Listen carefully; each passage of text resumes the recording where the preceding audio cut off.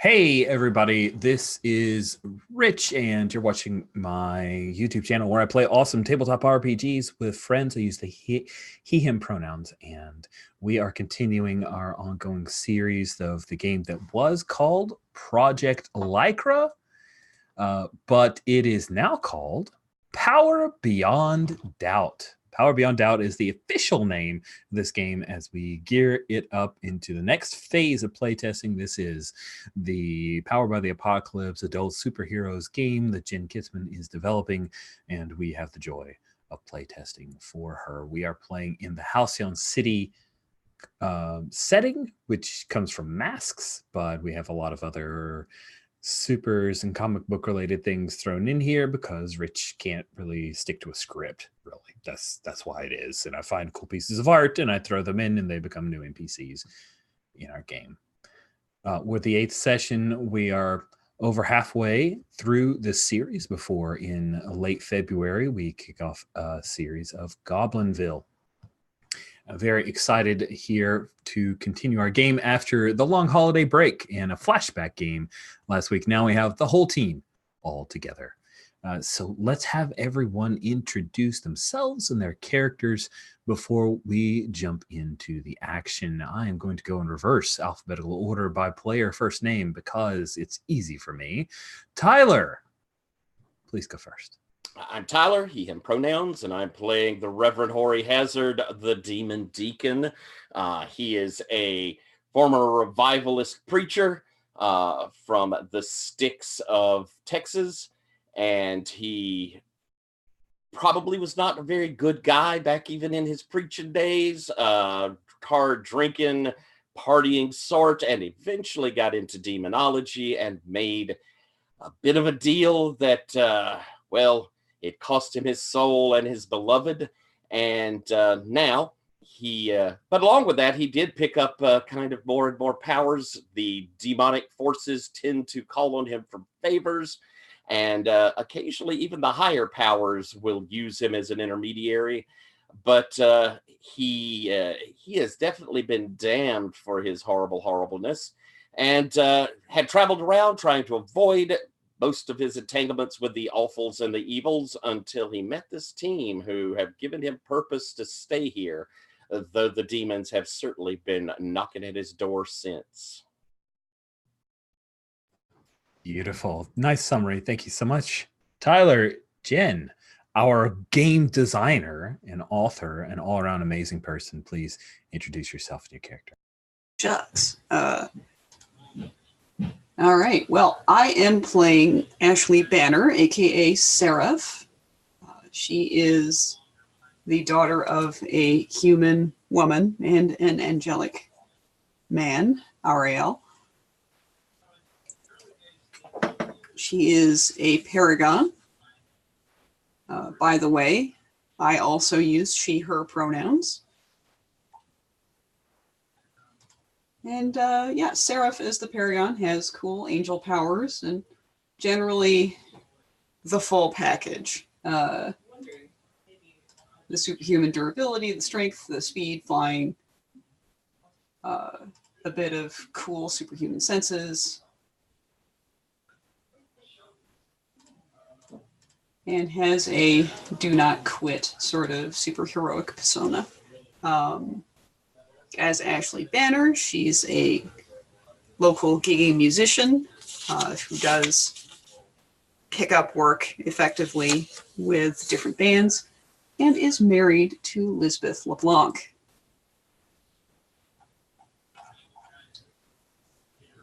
That's it. Awesome. Cool. Thank you very much, Jen. Jan, if you could introduce yourself and your character, I'd appreciate it. So my name is Jan. I use he and pronouns. I'm from Belgium, and I will be playing Atlas, or Marcus Meyer. Marcus used to have a degenerative muscle disease, Duchenne, and then after being in a wheelchair for some time and probably going to die from his disease, got some experiments done on him by the Hanover Institute, and now he's a 7.5 foot beefy muscle guy. Yeah, he is the changed playbook. And he, let's see, what else? Has a demon sword. And a cute 5.5 foot girlfriend, I think, something like that. I'm not sure exactly how tall she is anymore, but she's not super tall. No, She's like 5'2", maybe. Yeah. You know, my size. I was about to say she's. Oh, are you 5'2"? I am the shortest person. You'll meet me someday, somehow, and be like, "You're so short, Jen." I remember meeting Rich, and I was also going like, that's that. I mean, yeah. I mean, I'm only 6'4". Yeah, and like, I have friends that I've been friends with for years, and we'll see each other after a while, and like, they'll look down and be like.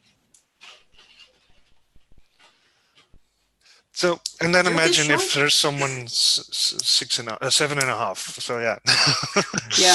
Yeah. I've seen I keep getting pictures of basketball players and their wives, and it's always like, that's Atlas, and but Atlas is just bulkier.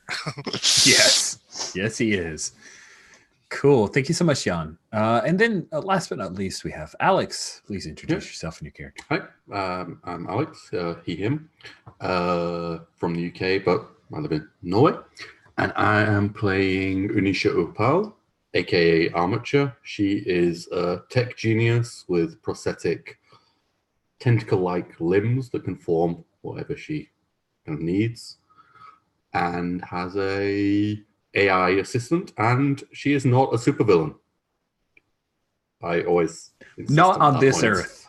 Not on this particular Earth is she. And again, everyone has alternate evil versions. I mean, even Star Trek had them, so obviously it's okay. Mine does not have a goatee. No. Nor a scar. No. She does. Just the same scars. True. She doesn't have a scar on her face or a goatee or any of the easy identifiers. She's just super competent. Awesome.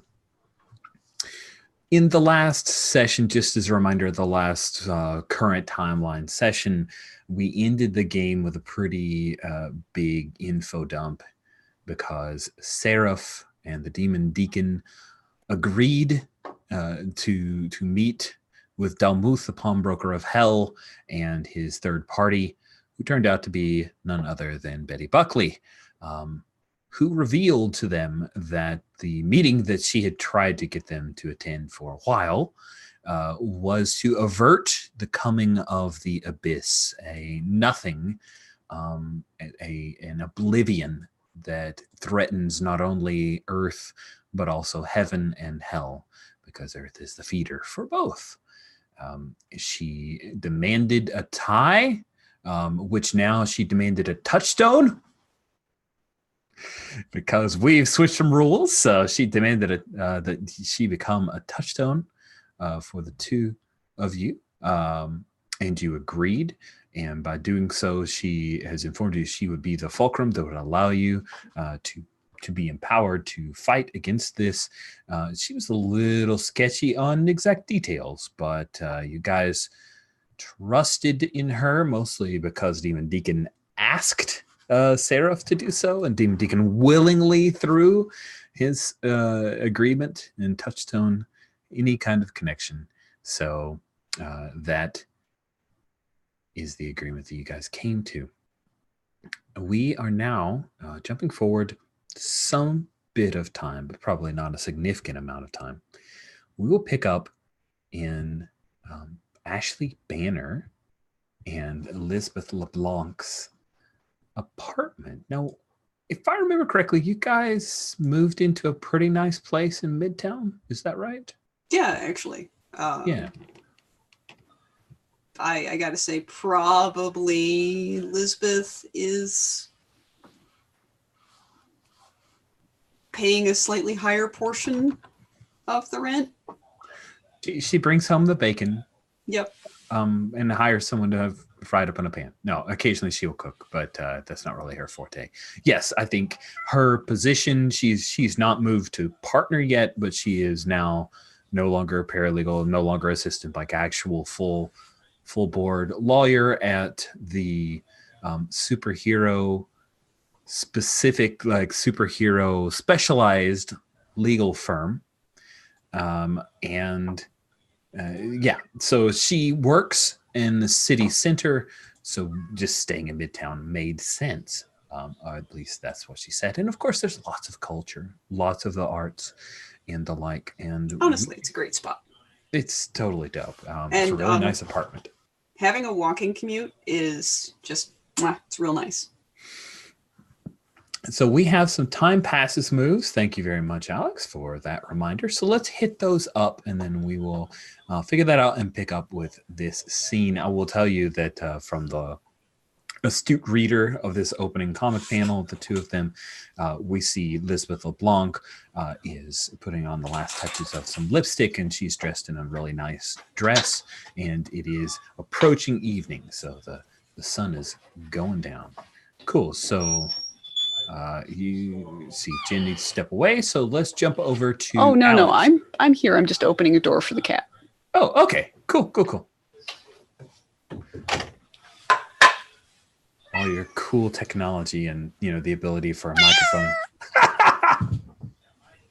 that was like perfect. The cat did it on cue. That's not blue, is it? It is blue. Yep. It's blue. For some reason I thought Blue's fur was slightly different colored. So Blue's a long hair, so he gets shaved once or twice a year.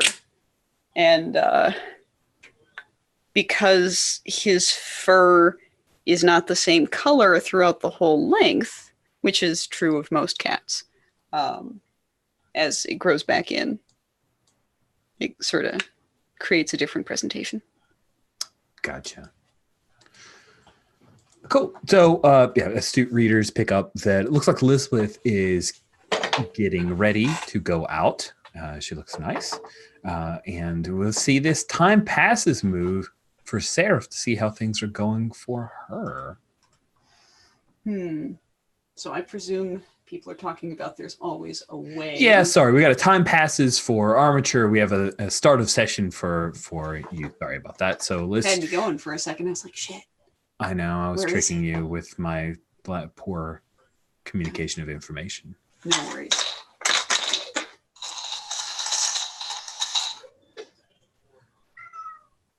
All right. I got an 8. Okay. On a 7 to 9, you hold 1.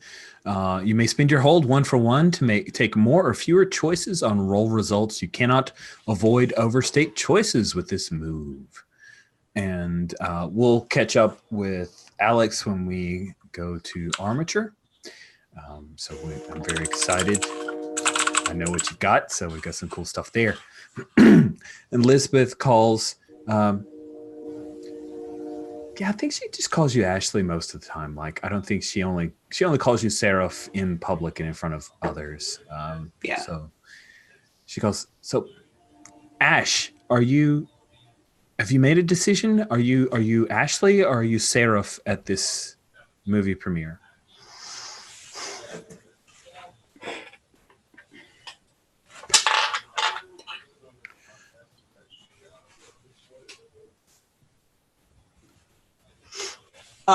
She's going to be Ashley at this movie premiere. Cool. So how is Ashley dressing for the premiere? What do we see when she is shown on the panel and comes in to the scene?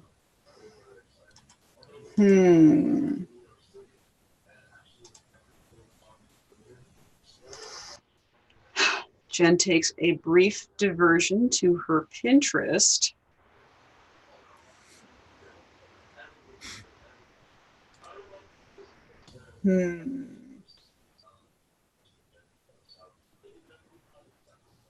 Let's see, this is where I have to find something that looks cool, but is also semi-credible for a gigging musician who can't pay a whole ton of rent. You know that you know that Liz would buy her the coolest outfit that she's put her eyes on. Oh, I mean, of course, but there she's. That's super dope. Let's show that one. That's a Yeah. pretty cool. Yes, that's how she looks. Got a cool looking suave suit there and a little high on the neck. That looks good. Looks good. And so you step into maybe the bathroom and she sees you in the mirror. Good. It is autumn. It's in fall. Leaves are falling, a lot of naked trees outside. The days are starting to grow shorter. Mm-hmm. And Liz says, they're going to want Seraph to make an appearance. I mean, she got an invite. You're here as my +1. Are you going to pull the switcho changeo if you have to, or taking the night off?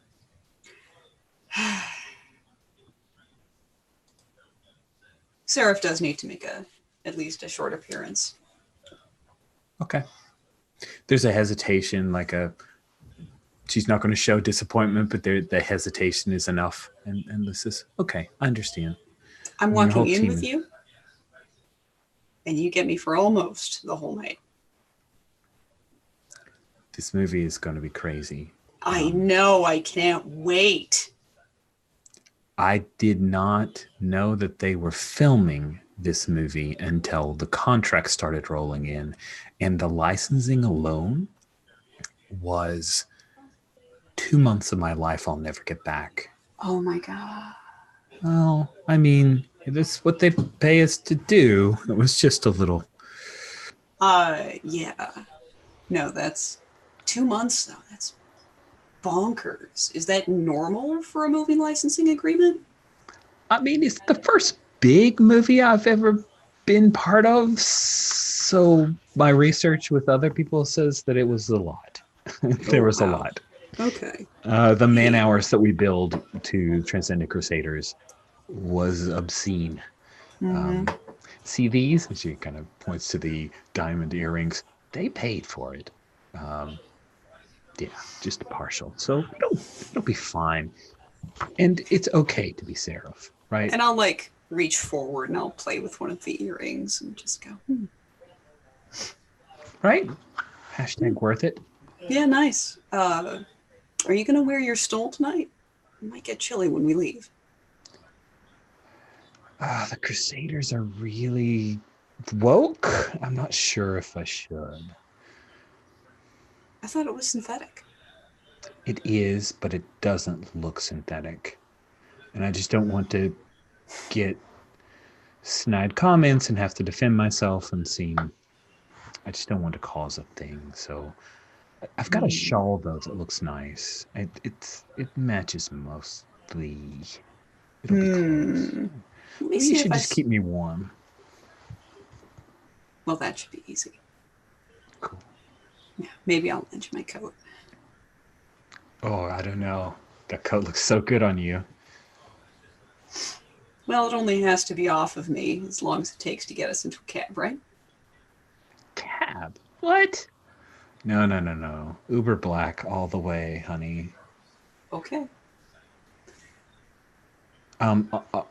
So you're mine, but do you have any kind of team-related thing that you've planned? I mean, of course, I'm probably going to have to take a little time afterwards to collectively gawk at the spectacle that we just saw. Because I don't know about you, but I looked for more detailed credits, but there are no specific names for things like cinematography or direction. Yeah. It's supposedly the IMDb update that's going to happen after this world premiere is going to be crazy. It held everything back. I just can't wait. This is going to be better than Cats. I hope so. I really hope so. I'm really glad that you're going with me. Me too. And then you guys head for the hallway and towards the elevator, and we just see a few panels of you proceeding down and heading into the main foyer, going out to the Uber Black, and heading into the car. And so we'll jump over to the Demon Deacon. So you received a personal and formal invitation to the Crusaders, the movie about and by the Transcendent Crusaders, one of the premier super teams in all the world, and really the most popular super team in all of Halcyon City, at least according to their branding. So did Demon Deacon RSVP to this? Oh, definitely. How? Oh, definitely. He would RSVP to this. Generally speaking, they have enormous open bars, and plenty of good food. It's kind of. I mean, he's still a country boy at heart. I mean, rubbing shoulders with actual stars, not just these sillies in tights. I mean, there'll be real stars there, movie stars. So yeah, he'd definitely go. Cool. And the invitation says that it is surprisingly not at Crusader Tower, but at Halcyon Hall, which is the premier. Like it's Halcyon City's Orpheum. It's the big venue normally for off-Broadway plays and traveling shows and the like, and of course huge comedians and music stars and the like, but this is being converted for the movie world premiere of the Crusaders movie. I don't think that Hori probably has the money or has ever bought anything like a tuxedo. So he has on his old and nasty looking stuff, but then right as he's ready to go, he'll snap his fingers, and I do have a picture of the illusion that shows up around him at the bottom of my character. Ooh, let's see. I'm gonna jump. Oh, okay. I gotta share that pic. That's just great. There we go. Very dope looking. Like got the whole penguin outfit going on. That's great. So you pop on the illusion. You're about to head out the door of your. Do you still in that crappy home that you're renting? A kind of crappy I've home? got the brownstone and in the Fens. My people. As you're heading towards the door, we see the little onomatopoeia of a sound, and someone appears beside you near the door, her arms folded over each other, leaning against the door. She has the side of her head is shaved, and she has these long pink strands that cascade over the side. So She's cool. very skinny. And you know that this is Safia or Saf, a teleporter, a blinker. And she says, "You look nice." Do I have any? Is this a hero or? So the history so on so? Safia is that she and her husband, boyfriend at the time, they were a pair, and then they were. Cryptor is her husband. Cryptor was arrested on the say-so of Coppertop for financial theft, and then Safia went rogue and went after him. But she's not a killer, she's a prankster, so she just did things like convinced this guy's wife to sleep with her and took pictures and mocked him with it and things like that. So then Coppertop nearly killed her. This was about 6 years ago. Had a confrontation with her. This was publicized pretty heavily because Seraph and the team back then, as they were young heroes, they saved Safia and defeated Coppertop, and Coppertop caused quite a bit of collateral damage and ended up turning himself in, and has just now finished up 5 years at the Spike. He served his time, and he's out now. Right. And here's Safia to talk to you, the Demon Deacon. She says, How's she dressed? She is dressed in a little, like a little cat suit. It's a tank top, but then a cat suit underneath. And she smiles and says, "You headed somewhere? Going out to the big premiere?" Well, my gracious, what a wonderful surprise to have you, appear so suddenly, madam. How can I help you? I'm afraid I'm on my way to a bit of a soiree. Are you going to the Crusaders movie?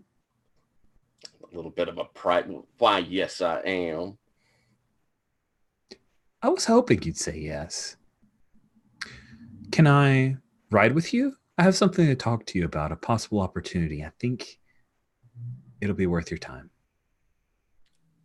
Were you invited to this little affair? No, not even as a +1. No. I'll be going, but I'm not invited. That's kind of the ask. Well, then, of course, please, if you'd care to ride with me, I'd be more than happy. So you guys getting now? We're back to the present day. You've lost that town car. So what are you driving now? Well, I think we had the car buying scene, yeah. right? So what did you end up with? I can't remember. I think I ended up with the muscle car Charger, didn't I? Or was I? Oh yeah, that sounds cool.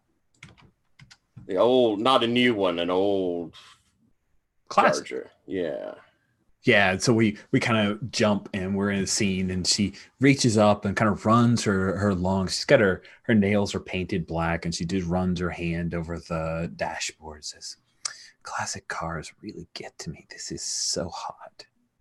It's all the power, my dear. We all love power. We do. So here's the thing.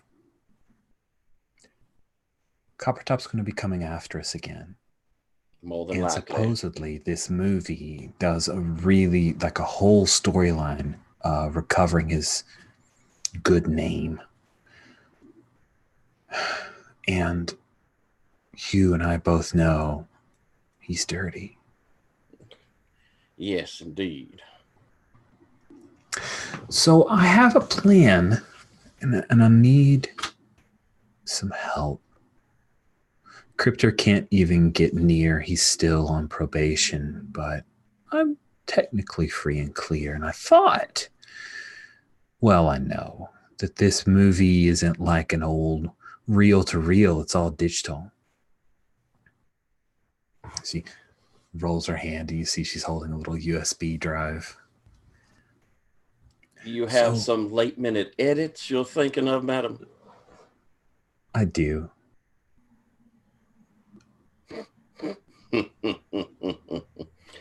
Well, I have to say that I'm quite interested in your plan. A little excitement at this premiere. Yeah, just some alternative credits. Putting credit where credit is due.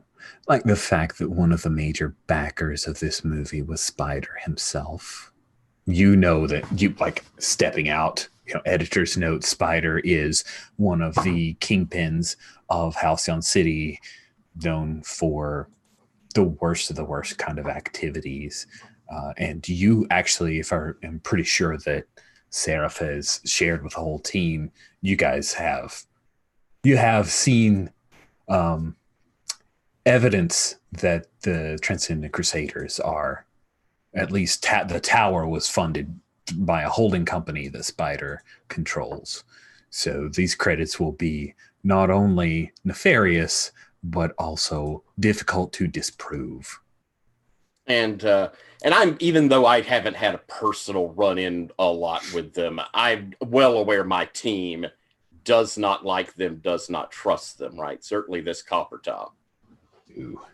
Right. No. So they seem to be kind towards the young Crusaders, and there seems to be this friendly rivalry with the megastars, but Transcendent Crusaders have never been officially good buddies with All right, so I'm pretty upbeat on this plan, but my base nature. Now, of course, madam, if I'm willing to help you, then, well, we both got itchy backs, and you got claws, honey. I do. What do you need? I have some things I can offer, but I never know for sure if it's as good as what you already want. I think that usually the best sort of thing is an agreement that one time I may have need of you, and will look as amicably upon, you'll look as amicably upon your decision as I have here for you. Absolutely. A favor for a favor. Shall I roll bargain? Yeah. Because she was about to put some qualifiers on it, but we'll see how your bargain works. Okay. So, parlay with a villain outside of conflict and away from other heroes to find something you have to offer. We have. Spend a team. I do have one. Yay. And forge a bargain with them. Cool. There's no die roll. You just do it. Oh, that's awesome. Yeah. So I'll have a chance later on to cash it in. Nice. So we have a mechanical backup. Really clever. Kudos to the game designer. Way to stick that in there. Darn good design. Hashtag smart person. Cool. Stick that in your notes. You now have a bargain on Safia. Beautiful. We'll jump away from here if that's okay, because as you get closer to city center, you can see the floodlights that kind of go up into the sky, and you can hear the din of all the crowds that are around. Like they've knocked off a block around the outside of Halcyon Hall, because there's just so many people in cosplay for all the TC and all the fans there, and the news vans and all that good stuff. And when you look over after concluding your bargain, Safia's gone. You just see the little bits of tendrils of smoke. I'll take a slug off the flask as I get ready to get out and have the flash bulbs go off. Let's jump to Atlas. So Atlas, what was your RSVP? Coming with a +1. Yes. At least, unless, of course, she also got an invitation.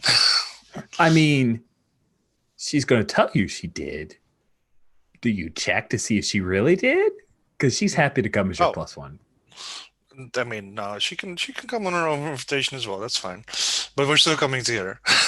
Absolutely. And I think she's just kind of buzzing around your flat, and she says, should I go as Onion Kim, or should I go as Glowbug, or should I go as Glowworm? Like, how should I go? I think Atlas is sitting behind the computer at that point, and he's sort of like, I think we might have to go in costume. I mean, awesome! Look at this. I love it. It's like, look at this. I mean, if I want to get a tux made on my size, it's gonna be $500-600 at least. No. I got a whole new credit card. We can totally afford it if you need it. If you need a tux, but it's probably a little late. It's so much money though for that one time. It's well, I mean, you could keep it for later, but if you want. But costumes is totally cool. I'm into it. I'm into it. Look, the next time I want to be wearing a tuxedo. I'm not planning on wearing the one that I've already wore to something like this. Look, I'm going to get a tuxedo, but that will be for when we get married. Jeez, squeals. Yeah, exactly. Okay, so costumes it is. Do you think she pulls out the green visor? Visor? No visor. Visor? No visor. Well, I guess if we roll up visor, but I think that will... How does that affect, movie viewing? Oh, right. Yeah, I was thinking maybe I could talk to Armature at some point and get a visor that actually has functionality. This is just totally like cosmetic. Okay, fair. I saw this thing on The Mandalorian where you could like see the heat signatures and stuff. That would be dope, right? Yeah. I'm not sure why I'd need to see heat signatures, but I mean, just to have it. Okay. Yes. This is going to be amazing. Yeah. I just take the visor. Cool. And like check it out. And she like pushes the visor back, and it actually works kind of like a hair bow to a degree, like one of those. Oh, help me, Jen, Alex, somebody help me. What is the thing where you like to have? It's not a hair bow. It's the hairband. Hairband. Thank you. Works like a hairband, right? So it works like a hairband, and she'll declare that excitedly. Works like a hairband. Yes, looks totally good to cool. Yep. I'm super excited that we're going. This is amazing, and I'm so stoked. I mean, there's going to be sequels. Yes. If we buddy up, you never know. Like maybe we could get a spin-off thing. I just hope. Like, I'm worried about the seating. You mean the people behind you? No, I can't sit in a normal row. Like, I need to sit on the front row, or I'll take the stairs. It's fine. We'll work it out. And worst comes to worst, I'll sit on your lap. Like side benefits and stuff. It'd be cool. Maybe we'll get like they have seating on the sides. That would be awesome. If like they had a say just like although probably get like a weird neck thing from like having to see the movie because it's not like you can look down. I don't know. We'll figure it out. The problem is the seat in front, like my leg space. Right. They invited you, which means they will take care of it. I hope so. Because people tend to forget, Well, if they don't take care of you, if they don't respect you, honey, we will just leave. We'll just go. And then it will be a black eye on them because they do not think of people who are differently sized. Okay. And he smiles. and he lifts her up for a kiss. Cool. And then she runs off and starts getting dressed into her costume. She was planning on wearing her costume anyway, but like underneath her regular clothes. Now she's just to be costume, so she's into that. How are you guys arriving? Are you also taking an Uber? Is Atlas going to drive, or is are you going to have Unyoung Kim driving her car with the convertible with you sitting up the top? Like,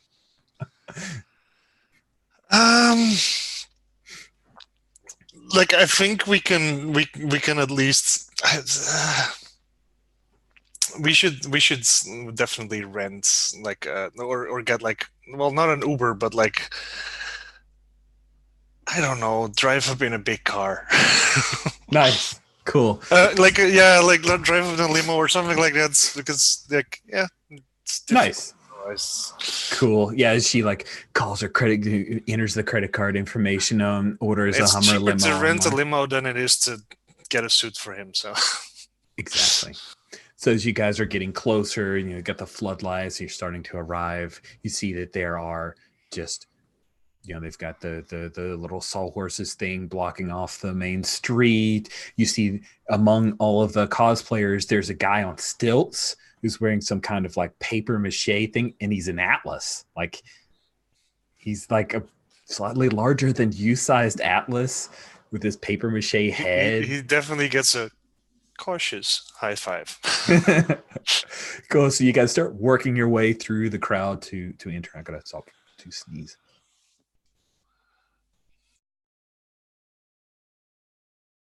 Bless you. Wow, that was a serious sneeze. Thank you. Cool. So we will jump over to Armature. Armature, you have a beginning of session move, a time passes thing, and you rolled a 7 on it. Did you not? On my company resources, so I have a little extra in the bank to spend on sound bonuses. Very cool.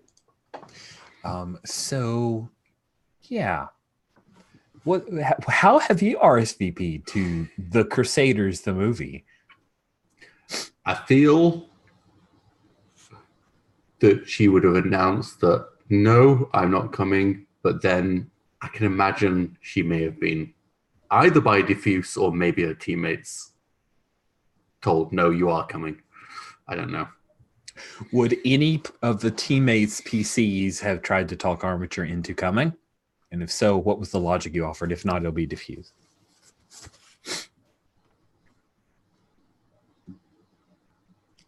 I can definitely imagine that I would have gotten in touch about going, because I'm actually all thrilled about it. I feel like I also would have, at least nudged with a couple of texts. Okay, yeah. I would have been like, keep your public profile up. This is a good way to do it. Don't hack the place. Mine's closer like, hey, did you get an invitation? I got an invitation. Isn't that neat? Isn't there catering? Come steal food with me. Okay, yeah. So I think there's a little montage of the messages, and then I think there's a little Iron Man style armor placing sequence for her dress, like the things coming in and going ding, ding, ding, ding, ding, ding, ding. So she's now in her, I think, a slightly more evening gown style costume, but still with that kind of Kirby-esque / Willy Wonka sci-fi oddness to the costume. And yeah, she descends on the red carpet from above with her +1 diffuse, because no one's going to get freaked out by that. Yeah, no one at all is going to be freaked out by that. So do you fly in then? Is that the plan for Armature? Did you do in I fly. I kind of like hover down. Nice. You fly, you hover down. As you're coming down, diffuse throws into the image of your face mask display, caution. And diffuse doesn't pick this out exactly, but you have an inkling that it's a cosplayer of alternate evil version of Armature, President Armature, but they have nailed it. Like, this person has everything from the power suit to, you can pick out that the arms are like attachments, and they've got one arm kind of folded up under, but for a moment there, it's like you're seeing your evil doppelganger. What do you do?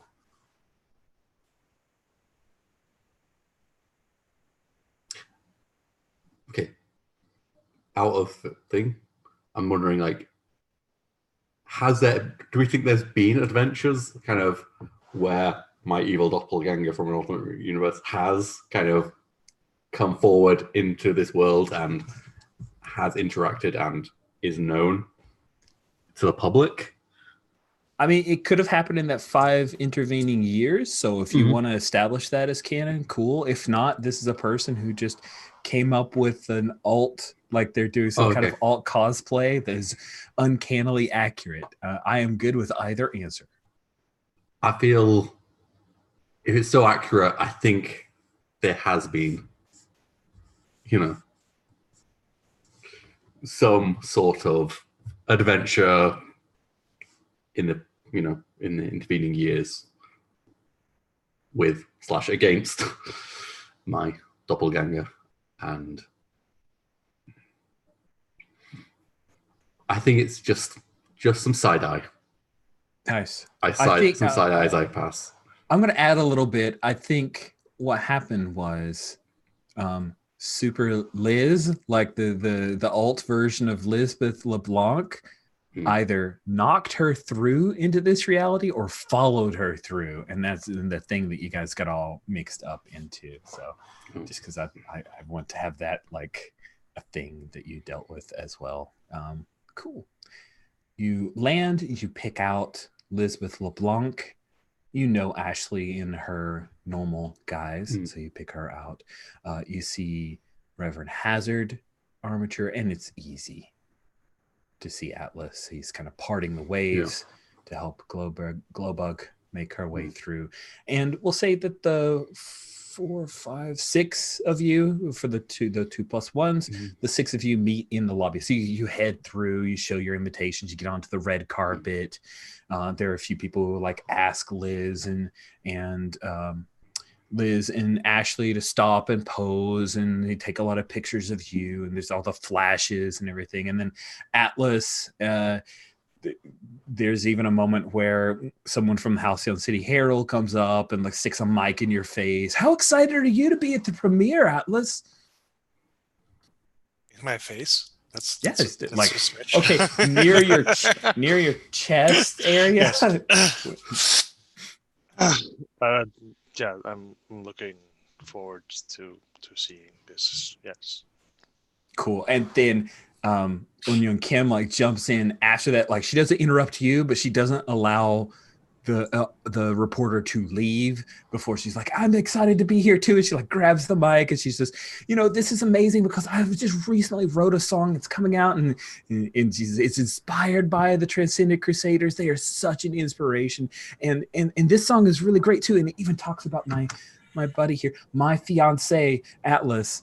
And the reporter looks up and says, oh, yeah, they hear Atlas of the Halcyon City Guardians and Glowbug have decided to tie the knot after ending a lot of speculation. And she turns to the camera a little bit, and there's a establishing shot of you guys break out the wide end of the lens, and they have to turn it a little bit to get both you guys in the shot. And then, Ashley and Liz, the two of you, there's pictures, but there's not a whole lot of like, it's more of a, Joan Rivers' daughter saying, yeah, so this girl works for the legal firm that, she's giving a running commentary who this is, and some kind of musician, Ashley Banner, and they just, not bold suit though, bold suit. Well dressed. Strange. Yeah. Sharply dressed. Her wife took care of her. And then I see here in chat that the Demon Deacon offers his arm to Armature to walk in, or how does that go? A little eyebrow raise, but then kind of shrugging. I mean, she has it. Her arms are purely prosthetics, at least from elbow onwards. So she just oops, hand. Probably gives kind of the almost like a little fatherly smile or a little bit of a, it's definitely not a creepy old guy, young girl sort of feel. It's more of the appropriate thing at this sort of event feel as he smiles and, When you guys come into the main lobby area, you see that they've cordoned off areas for the different members, the Transcendent Crusaders, for people to come in and chat with them. And they're doing some like meet and greets with fans. And you can see there are a few folks who've won either giveaways from radio, online, that kind of stuff. Super fans from the Transcendent Crusaders Club who are there to meet. In Zion, Avian, Nano, Mambo are all there. Atlas, you're tall enough to kind of look across the crowd, and you spot here in this lobby area, so no one's gone into the movie theater itself or the area where they have the raked audience seating, and you pick out in a green suit, like a full like regular person suit, but it's hard to miss the copper skin of Copper Top. He is here. He's at the premiere. He doesn't have the fanfare, but you can see that he's kind of near Mambo's area.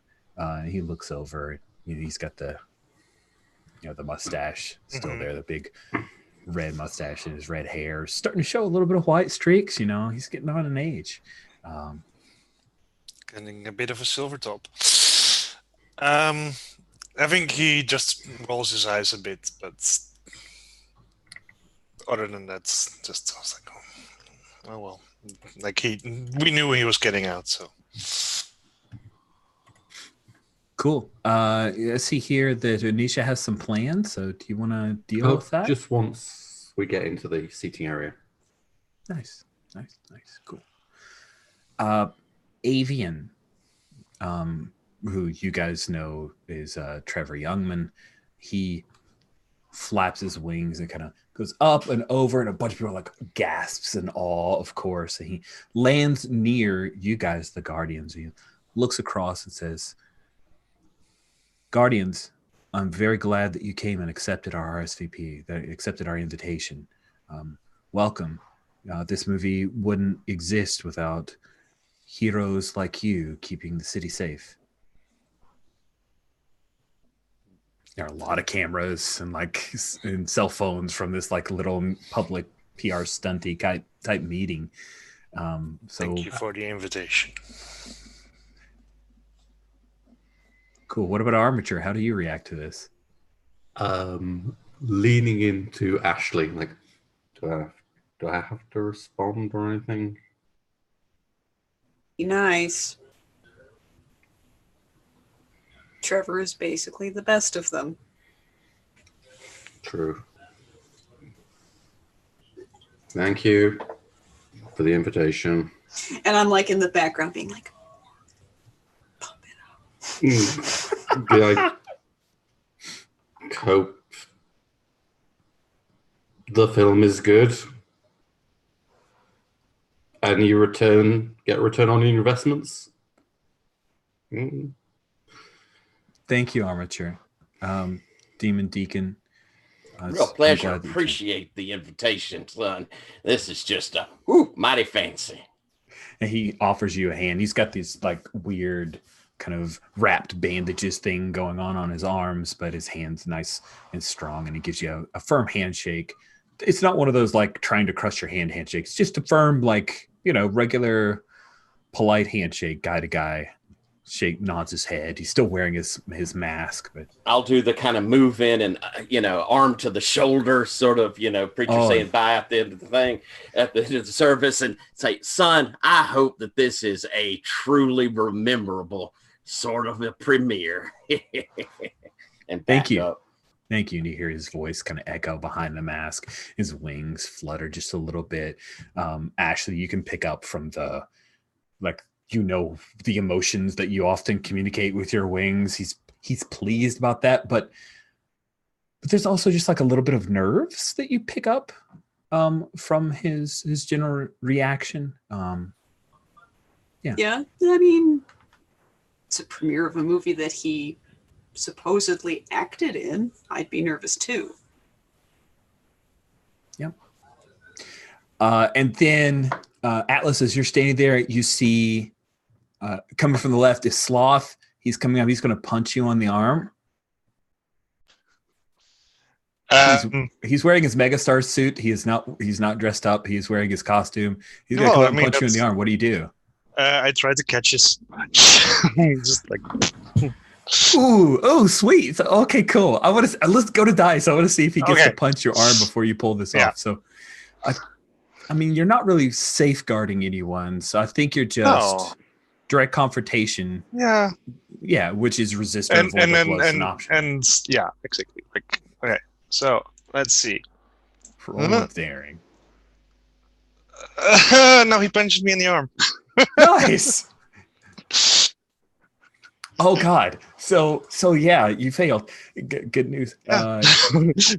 I can speak. Hey. Yeah. So he like punches you in the arm, and there's you barely mask it, but it hurt a little bit.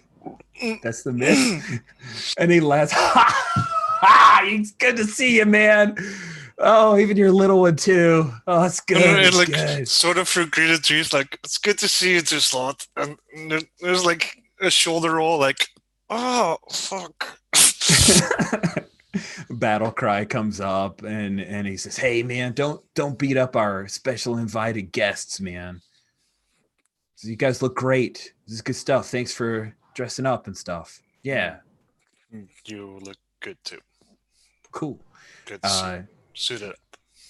So, yeah, as that's going on, the mega stars have arrived. Sloth and Battlecry came in first. So, La Espada, who you dealt with in our flashback, Demon Deacon, but you see Daniela Santana. She sees you. She's still definitely friendly towards you. So she gives you a little bit of a head nod. She's wearing her domino mask and her hood. And Jaro Garni, who's Kavita, the cousin of former team member of yours, as well as Charlie Chambers, aka Malleable. All the megastars arrive, and they have like a little. They kind of travel as a pack, whereas all Transcendent Crusaders have their little, all slightly separate things where they have their adoring fans.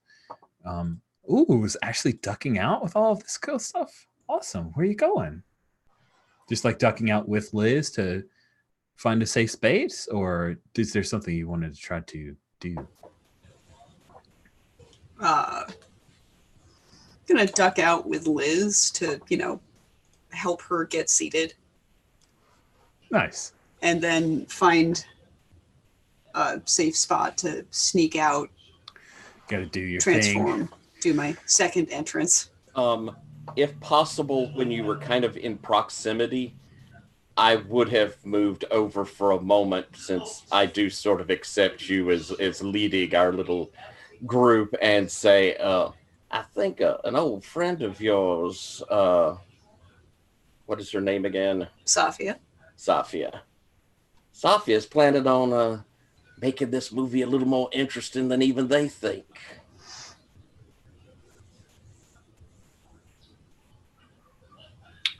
Noted. Thanks Just for the thought warning. you'd like to know. Well, it's just one more thing to look forward to besides the credits. Do you think it might be appropriate for you to escape from peril? There's so many cameras here. Either escape from peril or perhaps mild-mannered. Oh, that's right. You've got a playbook specific thing. Yeah, let's do this. So yeah, let's see you use your civilian identity to slip past some folks. Roll with humanity.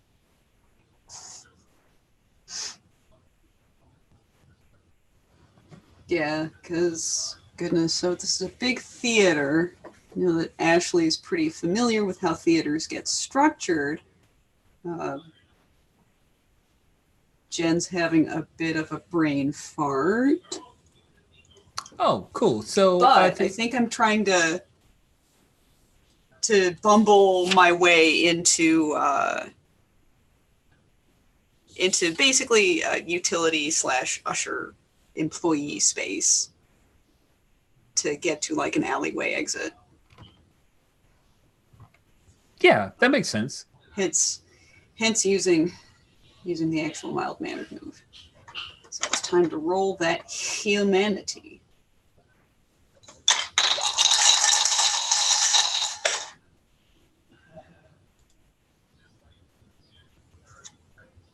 Okay, cool. So that is an 11. Wow. Yeah, on a hit, they buy into your facade, and you do not have to make any choices for mixed success.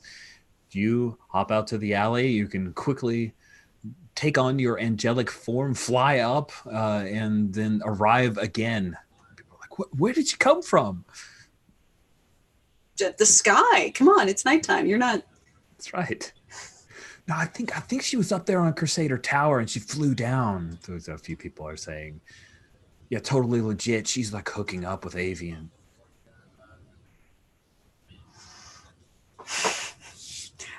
I ignore this. Of course. As well you should. So you arrive in your full angelic presence with the cool feathers over your face, and you come in and join in with Armature, Atlas, and the Demon Deacon. Armature, as you inquire about seating, you find that... Oh, sorry. Oh, you're muted, Alex. Oh, sorry. I think maybe I just, as soon as I see the seating that Atlas is giving, which is just a seat, I would be like, yeah, that's not going to do. I just like, there. People filing past me, I'm just like ripping seats out. adjusting things. So yeah, I think we cut to people starting to file into the movie theater. Would this be Sarah, wielding powers, by the way, to change, yeah, create let's something see. useful from Yeah, the environment? it's legit wielding powers. As some people are trickling into the theater, and some of them witness you wielding powers to reshape your environment. A 5, but with a +2 from Genius, because I get to do that. That's right. So yeah. That's just choosing one. So yeah, create something useful from the environment. Oh, that's nice. Yeah, so you do that thing. That is no problem And whatsoever. I think I like diffuse. Would you mind? And like once I've cleared like 4 seats out, I just dump them in the aisle. Diffuse would taking some of the cushions from those seats, form up into a chair. That's good. And I would like, because obviously diffuse, well, one of the seats would have been diffusers anyway. The other seat would have been mine. I just have to lean back and have my tendrils just form supports, and I'm now in a seating position. And to no one in particular, diffuse points out, I do not have a butt. So we see a couple of ushers that are watching you guys, and one of them starts to go down, like the younger, like this is maybe his first big premiere, and the older usher like grabs his shoulder and goes, no, that's Armature from Armature Industries. We'll just bill her. It's fine. Just let it go, buddy. And the younger usher's like, really? Just trust me. I've been at this game for a while. Just trust me. He's like, okay, cool. And so I think Atlas is just going to be like, I bet they gave Sloth a proper seat. Yeah, they actually have the mega stars have their own like little. You guys seen it like big playhouses? How they have those? I can't remember what they're called, but like on the wings, there's different. Yeah, the boxes. There's a mega stars box. They even have a banner. There's the Young Crusaders box. It's like near the back. It's like tiny. They've seated student body like in the middle, and the less attractive Young Crusaders are off to the wings and the sides there. But yeah, there are a number of other heroes who are here. Of course, you do not see Safia, you do not see Cryptor, aka Xander, but there are members of the Hanover Institute have come out. Dr. Solace and Manicius, as well as Selena Slimeball in her cool human suit that was made for her by Armature. No villains appear to have been invited, so you do not have to deal with anyone like Solace, Daiushi, aka Heldrake, Farlander, or the Iron Flag. Thank goodness. So yeah, as we've been at it for a bit, I think it would be good with it being 8 minutes after if we just take our first bio break here. The Young Crusaders, yeah. No villains, sorry. The Transcendent Crusaders are villains. That's what you're saying. That's a good joke. I didn't catch that. Yeah, so it's 9 minutes after. Let's take at least 6 minutes. So we'll meet at a quarter after. See you guys in a few minutes.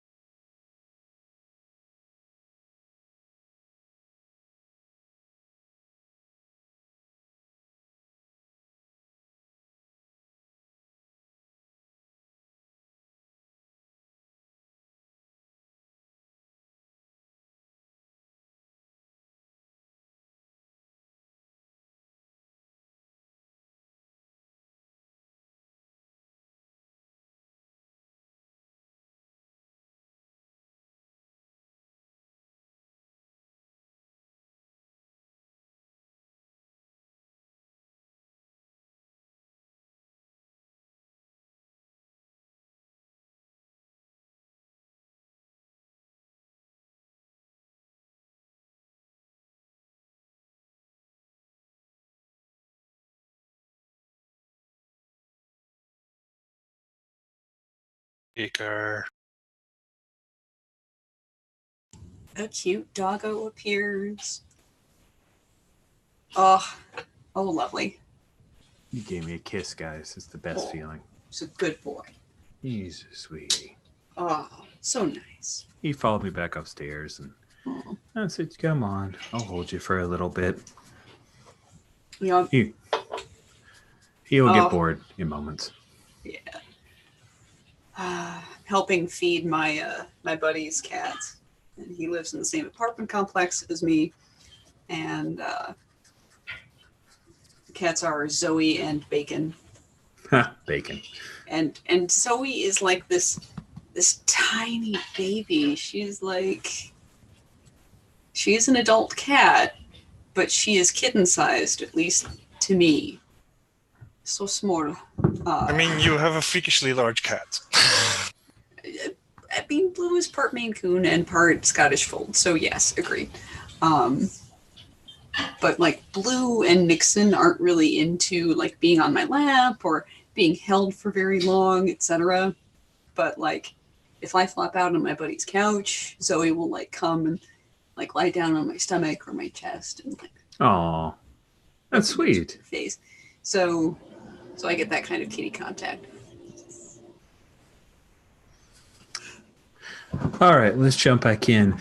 Seraph, after you arrive and do the PR shtick and make sure you're appearing with the Halcyon City Guardians, your team, you come to find that since Liz brought you as a +1, brought Ashley as a +1, and Seraph was invited, that Seraph and Ashley have different seats.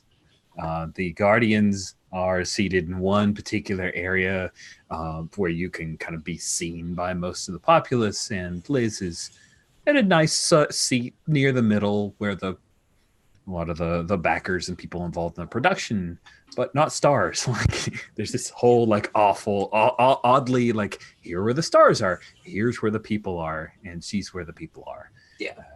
So I'm really curious, Seraph, is the plan to watch the premiere with the Guardians, or are you going to try to pull another Fasto Changeo to get back to Ashley? Oh, as soon as the lights go down, I'm I was just gonna say, like, if she stays with us, I'm going to whisper to her at some point, like, go to her.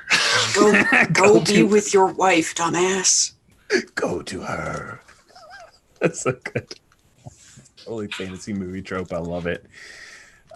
Cool. So everyone starts to settle down. There's a voice over the intercom. The spotlight shows up, and you see Zion as he flies over everyone and lands on the little proscenium stage and addresses everyone with a couple of spotlights on him. He thanks everyone. Good question. How loud is a stage whisper from Atlas?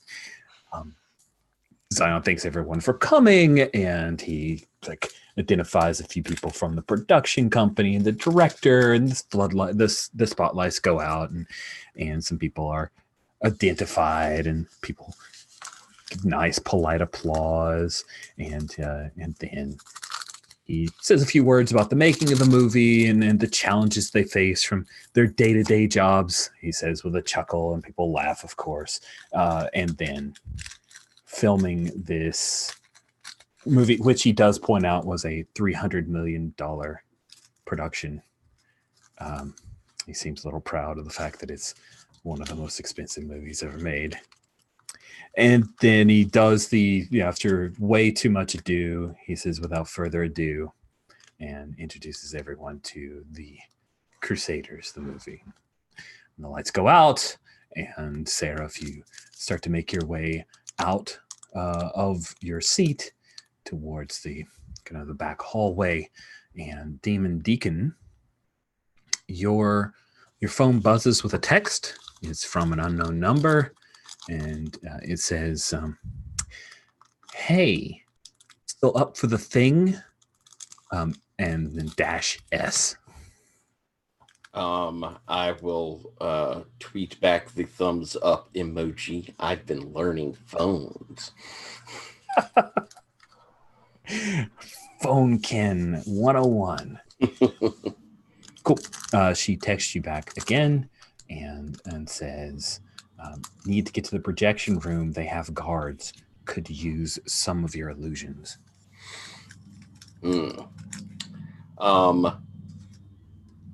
Yeah. So as Seraph's heading off, I think I'm first off going to try and, so the team sees and people around see, I'm going to, as she moves off, try and make an illusion of her still sitting there. And at the same time, one of me as well, as Nice. I'm going to kind of slink up, trying to be as nondescript as possible. Probably they're getting the seat fillers coming through anyway, so there might be a little buzz going on. Let's see you wield your powers. All right. You will illusionify, but I'm just curious if it'll create any troubles. I'm going to go close my door as you roll the dice. All righty. So that goes off power and confidence. So that's going to be a good solid +4. Come on. Oh, I rolled boxcars. What? You look exactly like yourself. You never realized that you look quite like that as you step away. And Damn handsome man. okay, well, obviously the illusion looks better than reality. He did a boxcar, so yeah, you make your way to the hall, and we cut back to the movie as Demon Deacon's making his way towards the projection room. The movie starts off with what, for all intents and purposes, looks like a pretty accurate reenactment of the scene that we saw, the conflict between Coppertop and Safia. There's a stand-in for Safia. They swapped genders. They don't talk about Coppertop's wife. It's some other crime that has caused his passion to cloud his judgment. But Coppertop nearly kills this stand-in for Safia. And the person who steps in between the two of them and reminds him of his duty is not Seraph. It's Avian. And Avian is actually delivers some of the lines that Seraph delivered to Coppertop in almost a line-for-line reading. And then he arrests Coppertop before he does any further damage.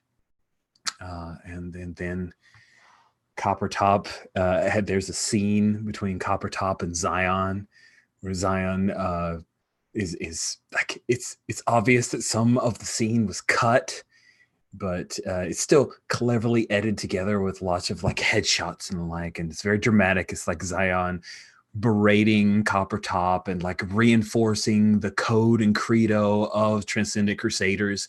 And as he lists out the things like the credo, you guys all hear the super fans of the crusading team. They're like whispering it along with him as he recites the lines of the Transcendent Crusaders Creed.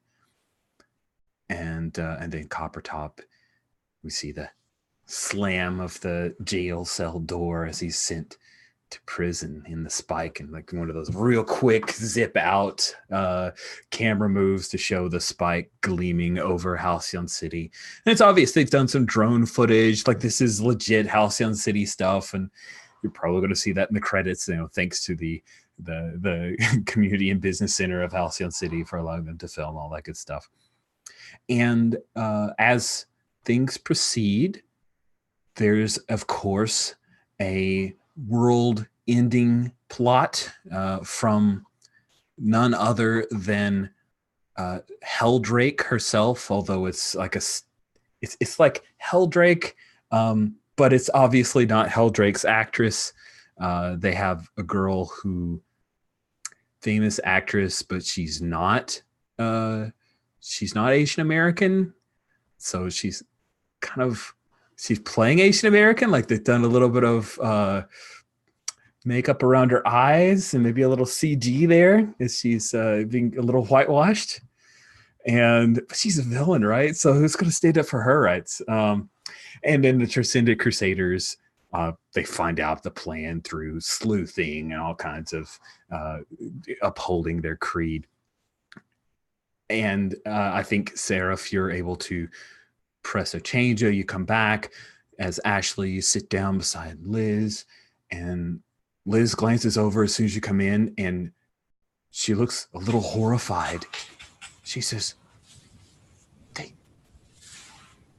you did that.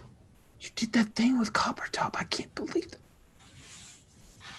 Yeah. I'm sorry. I swear I didn't know. They didn't show us any footage. It was all just licensing. I had no idea. No worries. I'm not even mad. Cool. And then as soon as you say, I'm not even mad, that's when there's a scene with the Transcendent Crusaders as they are about to take out one of Helldrake's minions. And then they have to contend with a rival super team. And we find out that the rival super team calls themselves the Halcyon City Do-Gooder Club. And the Do-Gooder Club has someone who faces off with Avian, and it's this girl who's wearing basically lingerie. And she's called Secret Angel, like a Victoria's Secret Angel. Obviously, like Victoria's Secret's paid for a little bit of free advertising. And it's just salacious, and it's a lot of TNA. She's Barbie white with big blonde hair that's been teased to crap. And then there's King Bong, who is like 8 feet tall and talks so slow that he has subtitles. And King Bong has this girl that, like, maybe is his girlfriend, but she looks like she's 12, and she like climbs around on his shoulders. And that's when, beside you, Atlas Glowbug makes this sound like.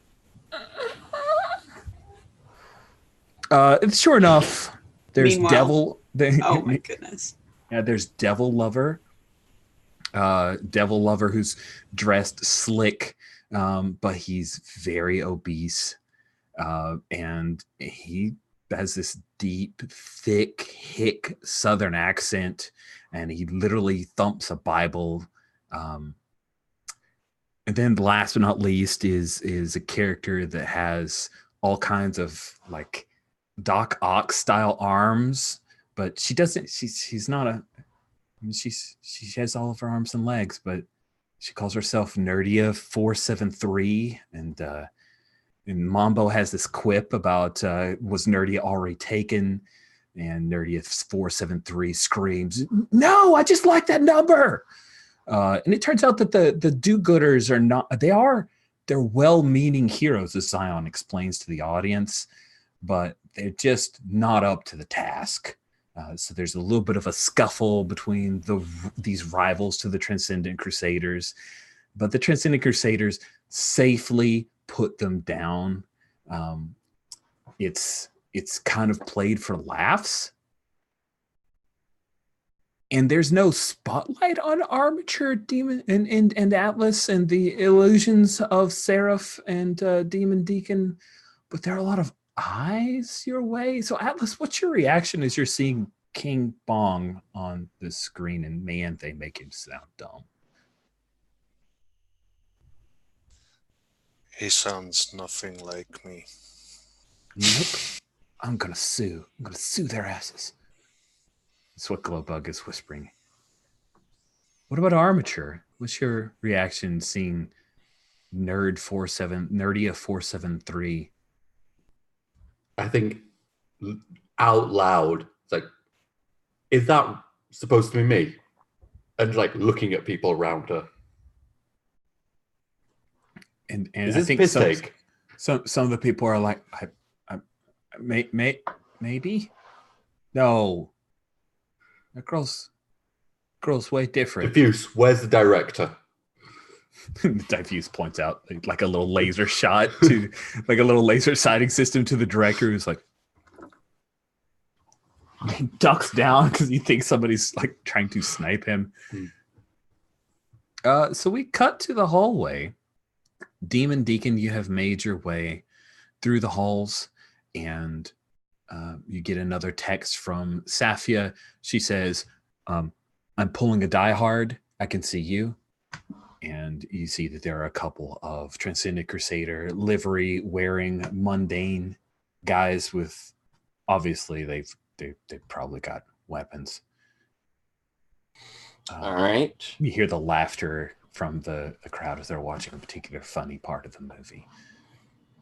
All right, so I'm going to give her moment of, I think, the opposite corner of this space to get up to it. I'm going to have coming around that corner or attempt to have the illusion of who's the most obnoxious member of the Transcendent Crusaders. Ooh, most likely to yell. Nano. He's a real twat. Then him kind of coming around the corner. What are you? Did you see this? I thought you were supposed to be keeping it.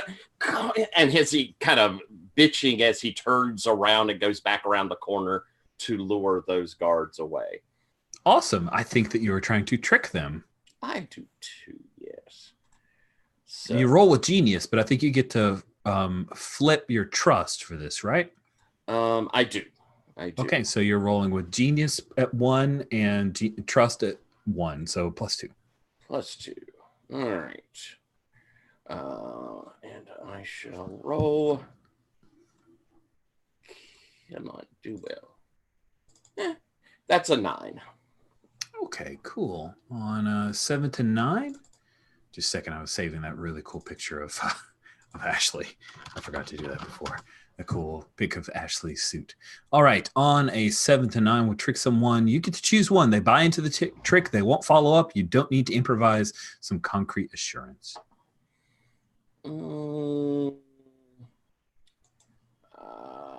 I think it's just buy into the trick. Okay. So they buy into the trick, and the pair of guards start following Nano. They look admonished. This is maybe something that's happened to them before.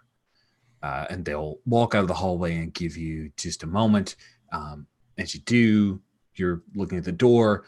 Pop, we see Safia appear in the door, and she's like, appear outside with you by the door. She says, can you pick locks?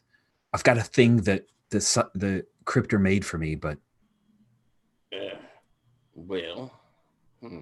I might have something that can help with that. And I guess I'm going to go over to it, and I don't think I can pick locks. I don't even know what that would be. But direct confrontation with a door. No. Yeah. I think that I'm probably going to extend my hand, and as I do, we'll see little wormy projections come off as I am attempting to summon my little worm demons we've seen in the past do various things to ooze through the keyhole there and just flip the things. So is this a wield your powers? It doesn't feel like you're communing with the underworld for this, so it seems like you're just using your power, right? I think I'm just using my power, probably. Okay. And this is a very physical sort of thing of just purely filling in the spots for the key. Yeah. So it's not uber special. That's a 9. Okay. On a 7 to 9, you get to make one choice. All right. And that will be, there it is, will your power.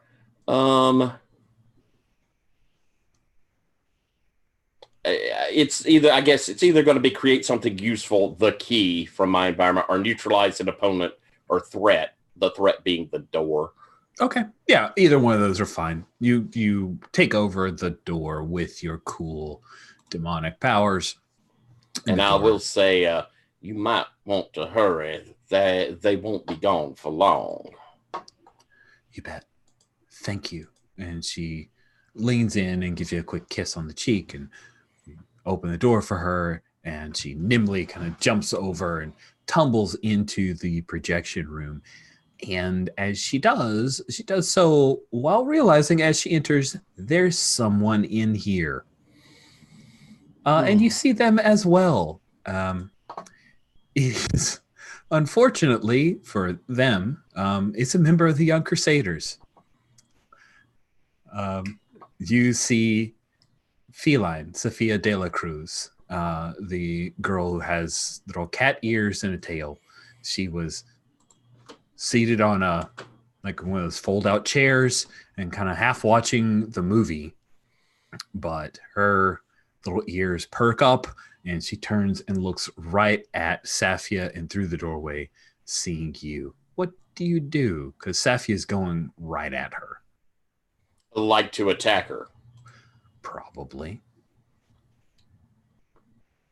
Then I'm going to move forward. Oh, no, heavens, stop that now, ladies.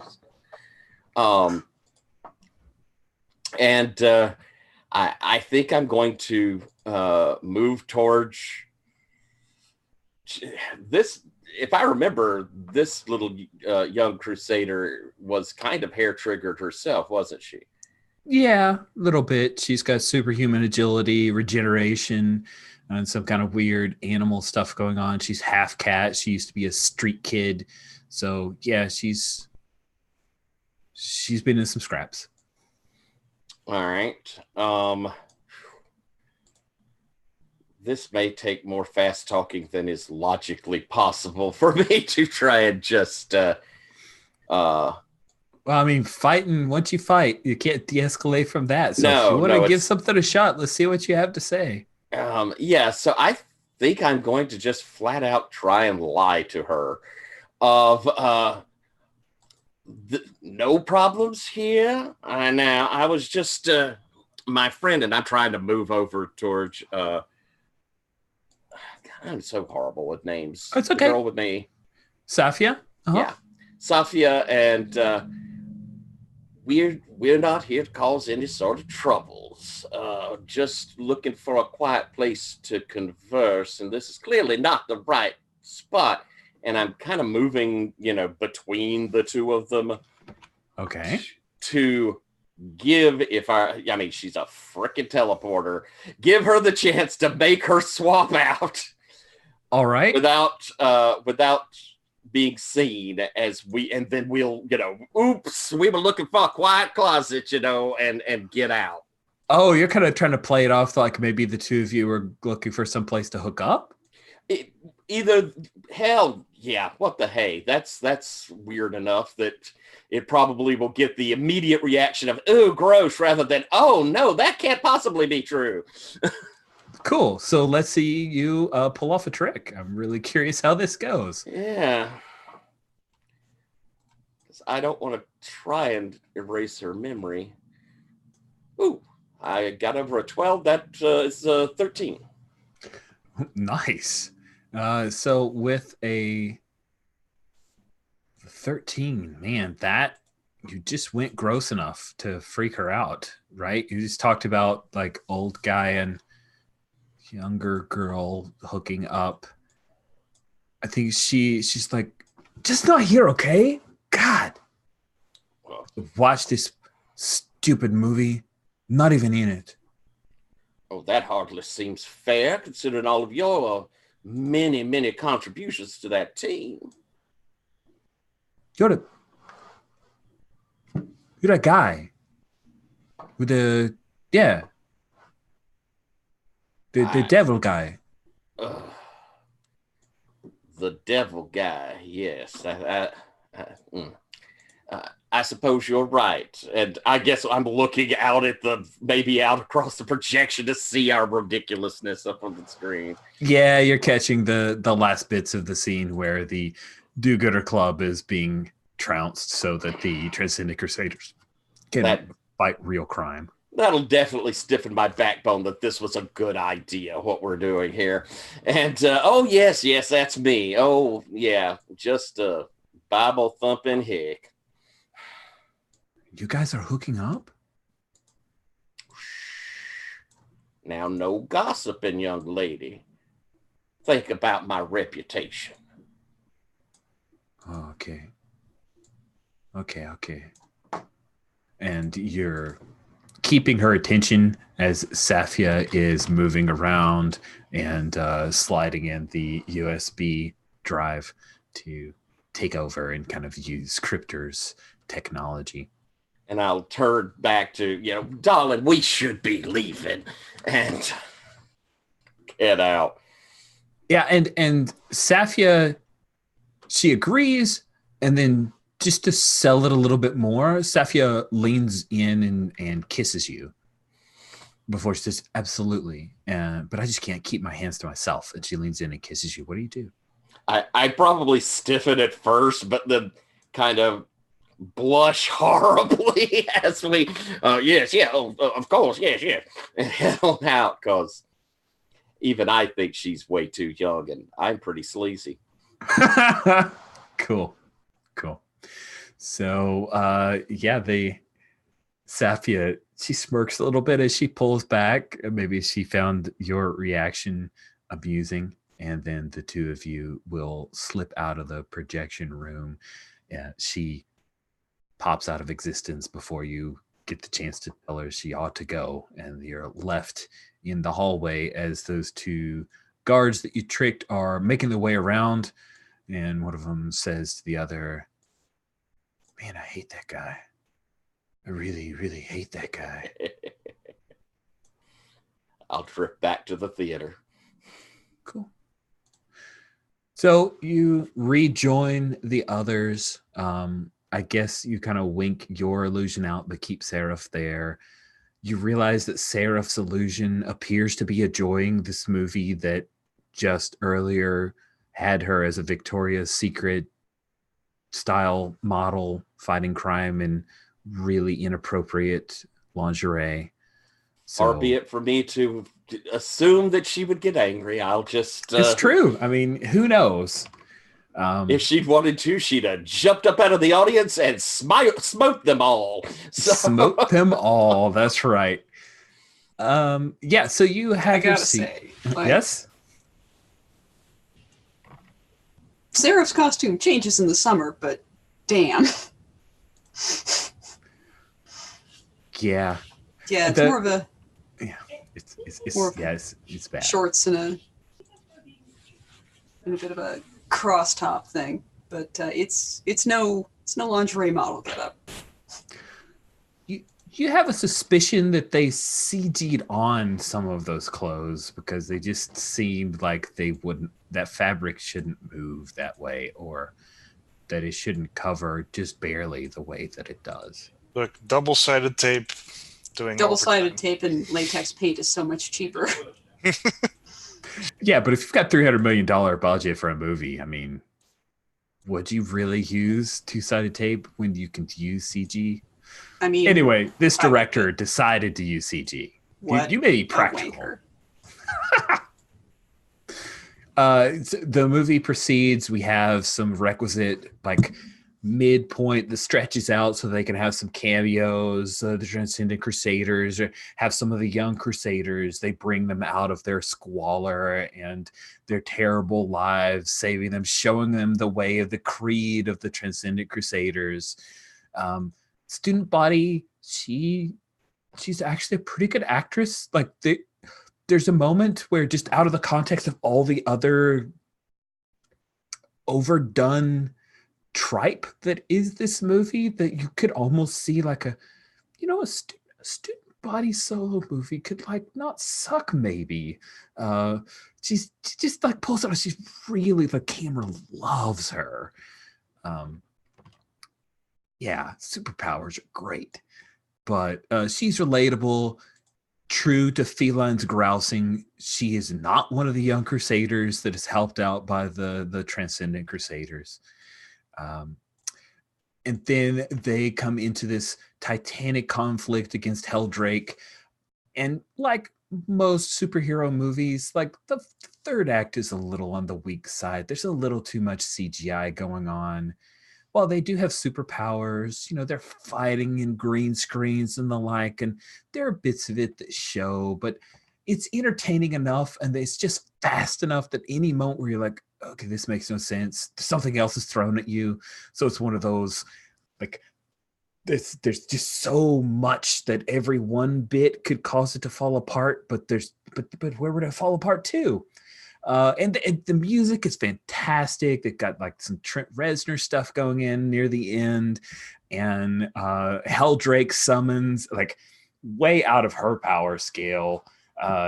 Demon Deacon, you see some like serious hell monsters that come up. Mambo probably consulted on a bit of this. Maybe Dalmuth helped out a little bit too, because they look surprisingly accurate, but they are pretty not effective because the Transcendent Crusaders take them down to a rousing guitar lick or two. And finally, the Crusaders movie, first of probably more, comes to this cataclysmic end, and there's a number of people who clap. I mean, the Crusader super fans are freaking out. Other people seem entertained. Maybe the like critics are a little reserved. What is the reaction from the Guardians?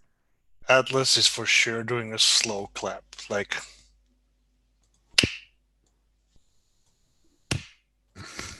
Boom, boom. Yeah, exactly. And they resound. He's got to be careful. Liz is not clapping. Like she's just there. She just lets it in. She doesn't scream about how bad it is. She did her whispering thing to you, and then she keeps it cool after that. I should have picked some Tupperwares.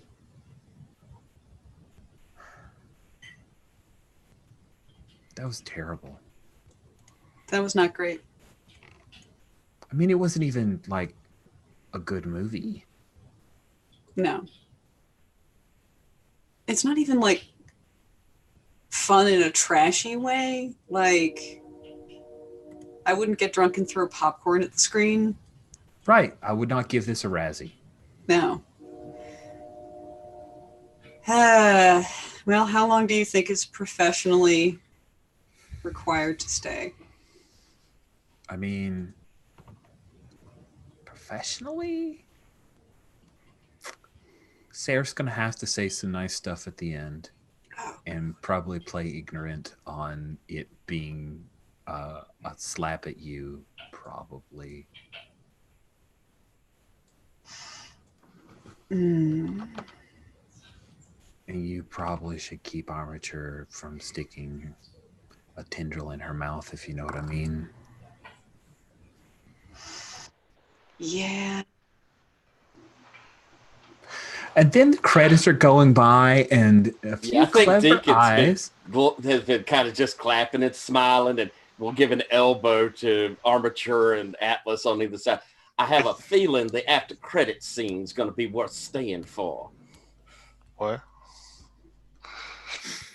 Then the credits, they go through, and there's a point where it like kind of warbles for a second. If you remember from the Matrix, that little moment where a thing started to repeat, and it's obvious like something was cut in, and there's a black screen for a bit, and then it says special production from the Spider, and then there is like a list of all of the different items that were paid for and to that exact holding company that funded Crusader Tower.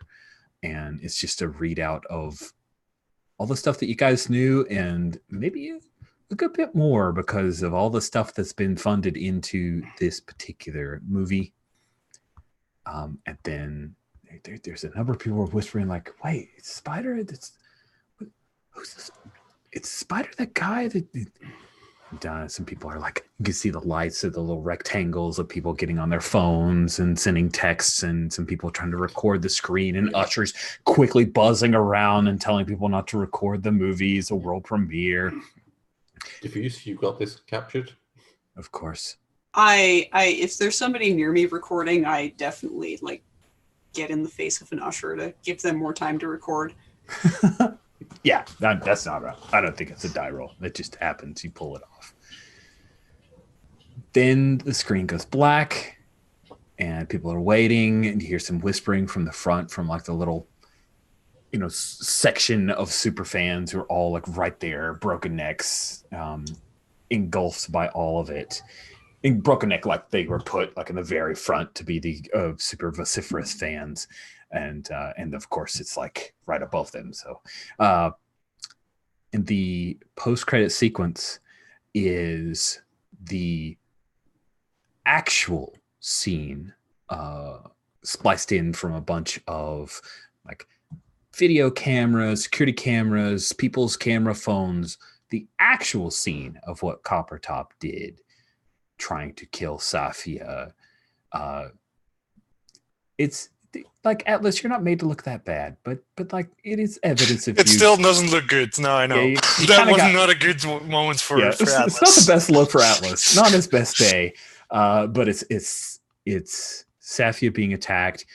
It's Seraph confronting Coppertop. It's Coppertop ignoring doing the right thing, not turning himself in. And it's pretty damning. And people are shocked.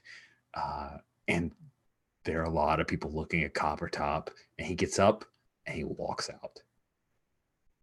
Then the house lights come on. I am clapping. Oh, this was good. I mean, this was really, really good. And the illusionary Seraph like looks and nods. Yeah, I definitely like blow a kiss to Liz and try and scoot. Yeah, she's totally cool with it. Go get him, Tiger.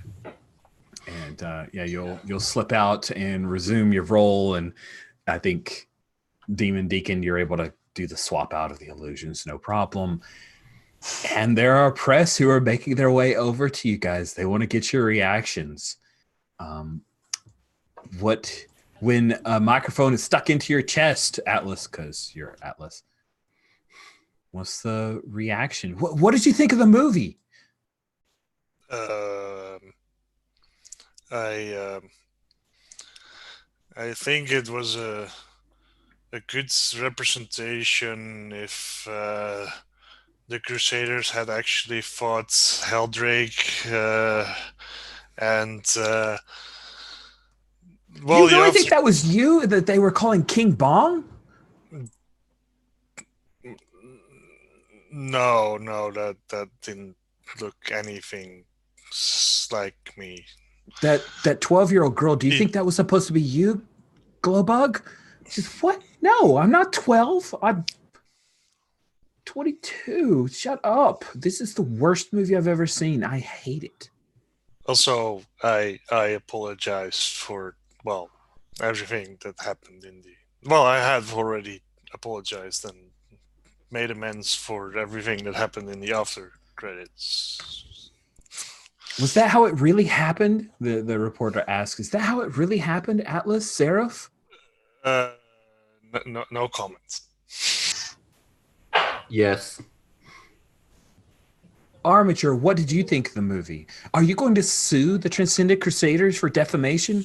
I think Nerdy 743 was you. Yeah. Diffuse. Initiate proceedings. These lasers come up and... The lawyer proceedings. Understood.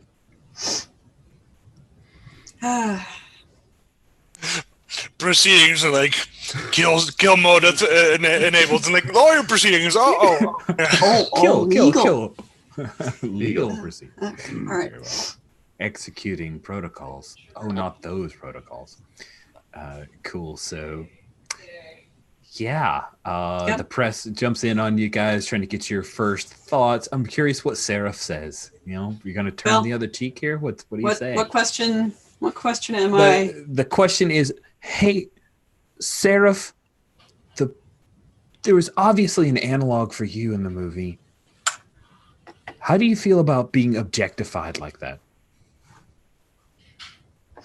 And they're just looking for a pull quote. They're trying to gig you for something that they can throw up on their webpage. to get all kinds of clicks and start a new war. Well, I think that films are a place where creative individuals can exercise their imaginations. I don't really see my likeness in the film. And I'm satisfied with not having a film representation. I would rather continue working for Halcyon City as I've become familiar. Nice. Nice. You avoid that little trap. Glowbug did not, but it probably worked to her benefit that she didn't. Armature is going the legal proceedings. Anything else you guys want to do before people start to head to the after party? And do you wish to go? I do think Deacon would have at least grabbed a reporter or two to say, you know, I always think it is a marvelous thing when a work of fiction shows the true historical source that it comes from. I believe that the critics are going to have a great deal to say about this bold choice. That's awesome. And not Zion, but someone else comes over the loudspeakers and reminding everyone that there's a reception after the movie, that they can just proceed, follow the colored lights and to the grand ballroom of Halcyon Hall for the reception. And they say autographs are free of charge. And then like that, the Halcyon, like the Crusader team, they're busting it. Good or bad, they are stands. So they're going. Wow, they're keeping on to their reception after this. I'd say you've got to hand it to them, but I certainly won't.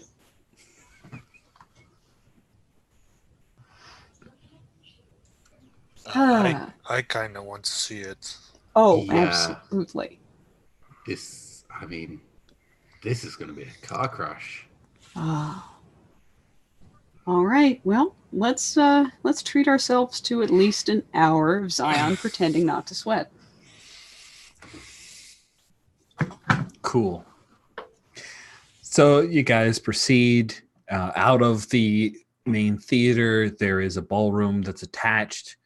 It was built in the 80s, but it's been retrofitted and refurbished numerous times. This is where the elite have wedding receptions, and where dignitaries of state will be entertained here as well. Nice music. There's a full 8-string quartet there. They were playing some music, and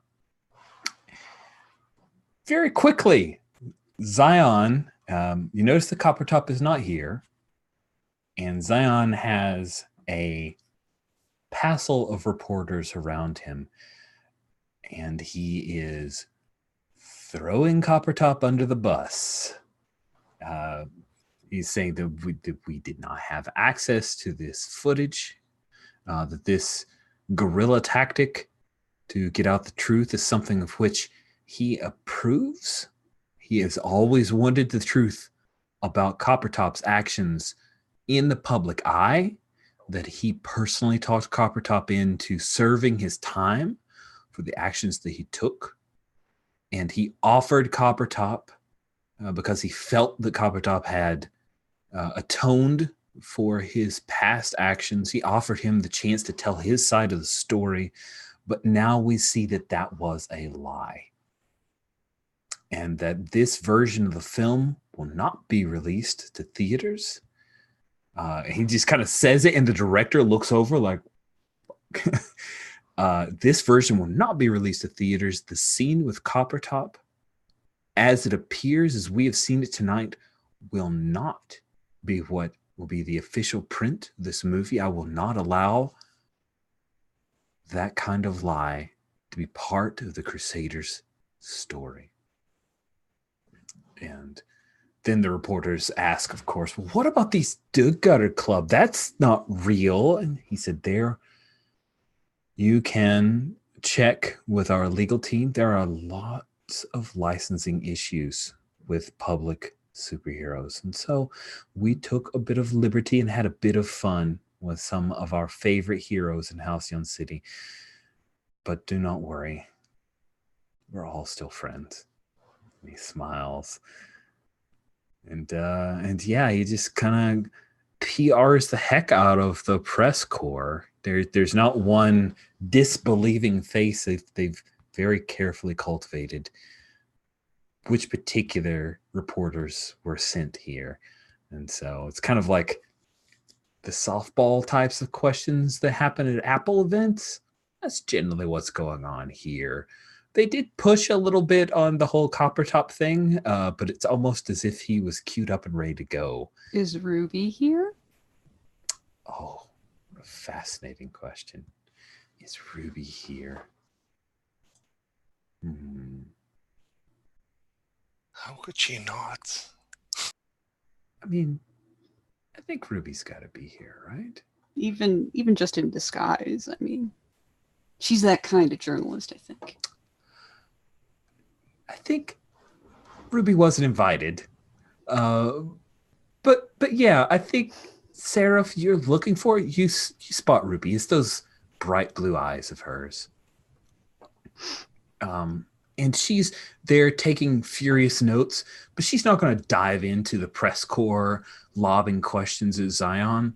You see, though, that she's talking to a couple of the young crusaders. Not student body, but like she's talking to Zaid. She's talking to Terrence Brown. Pair of them, they're kind of off by the side. You can tell she's like that, like a jackal. She's looking for the weak parts of the herd.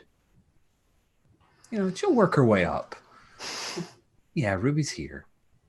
Nice.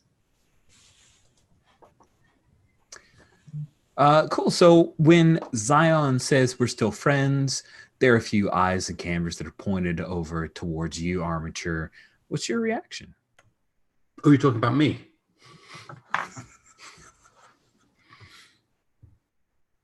No. I mean, I'm, famously forgetful, but didn't we tell you all this when it happened to your face? Zion says, yes, we had many conversations about this.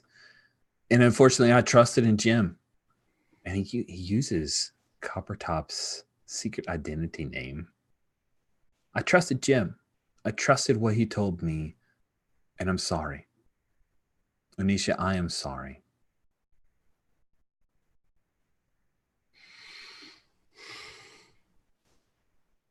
Out of character, damn, he's smooth. Yes, he is. He's like kind of diffusing Unisha's kind of attacks before she's like,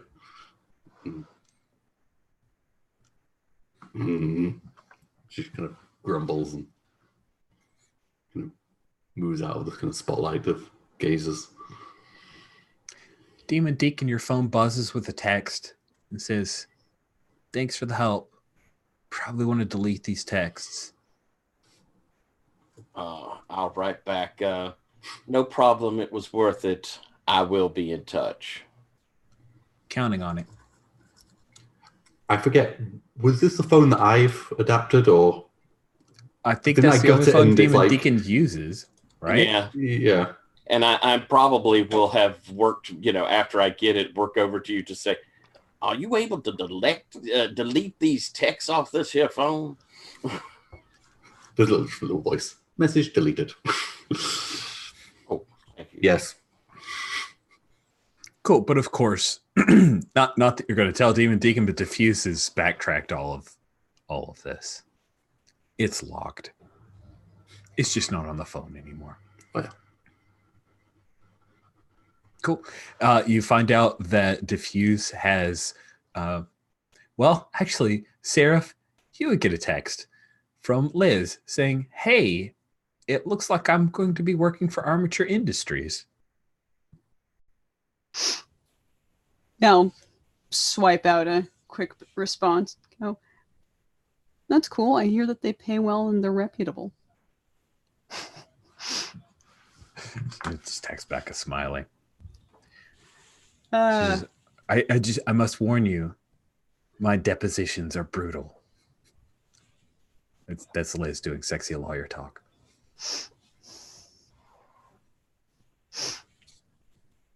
I'm sure a lot of excitement will come out in Discovery.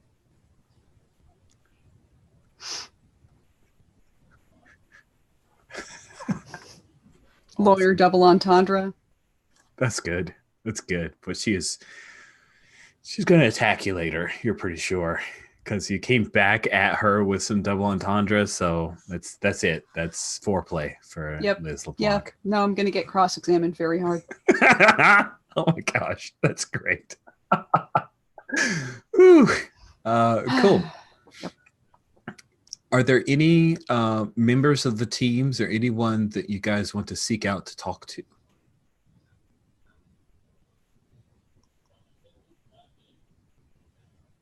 Well, I always like nudging Avian around. Just being like, I know your position on this, but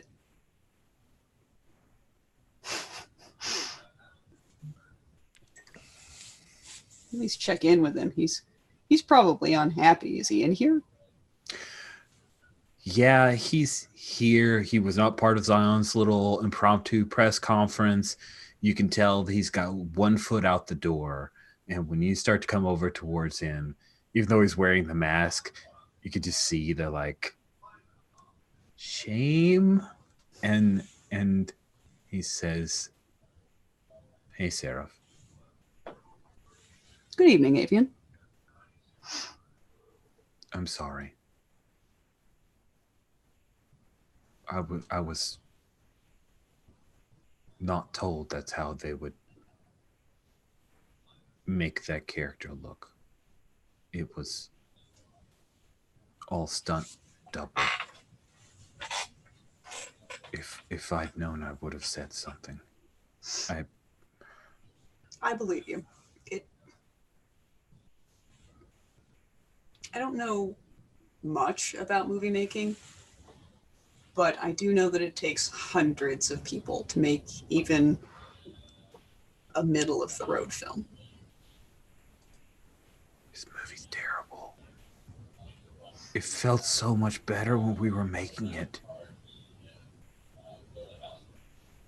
I hear about that sort of thing a lot, actually. You know? Yeah. There's a core vision in a film that I think really determines whether it comes together or not.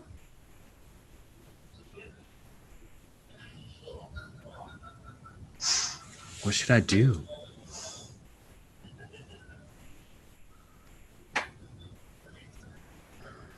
Well, my world didn't do this kind of stuff. Movies were just for fun, not for mocking people.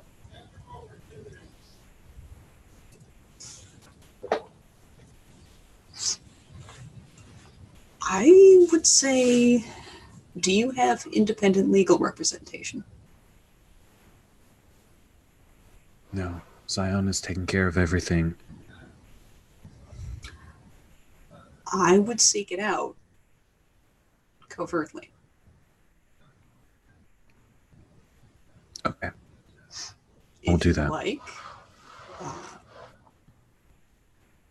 I can drop you a phone.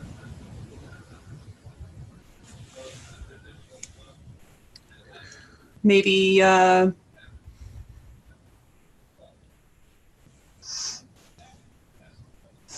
probably with that falafel place. You know the one. Yes. I'll look for it tomorrow. All right. Thank you. Yeah, of course. And I shake his hand and pat his shoulder for cameras, etc. He like comes forward and gives you a hug. It's a warm hug. It's not romantic in any way. Oh, I'll hug back. And he whispers, he says, Coppertop is going to come after us.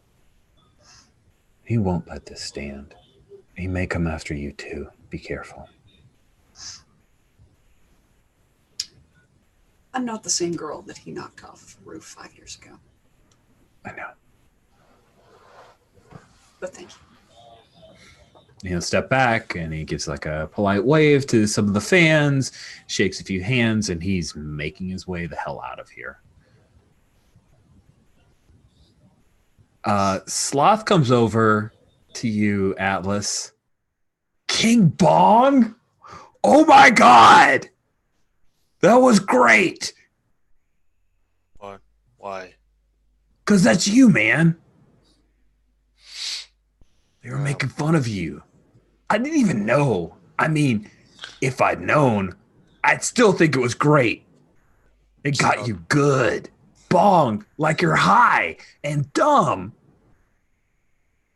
It's not me.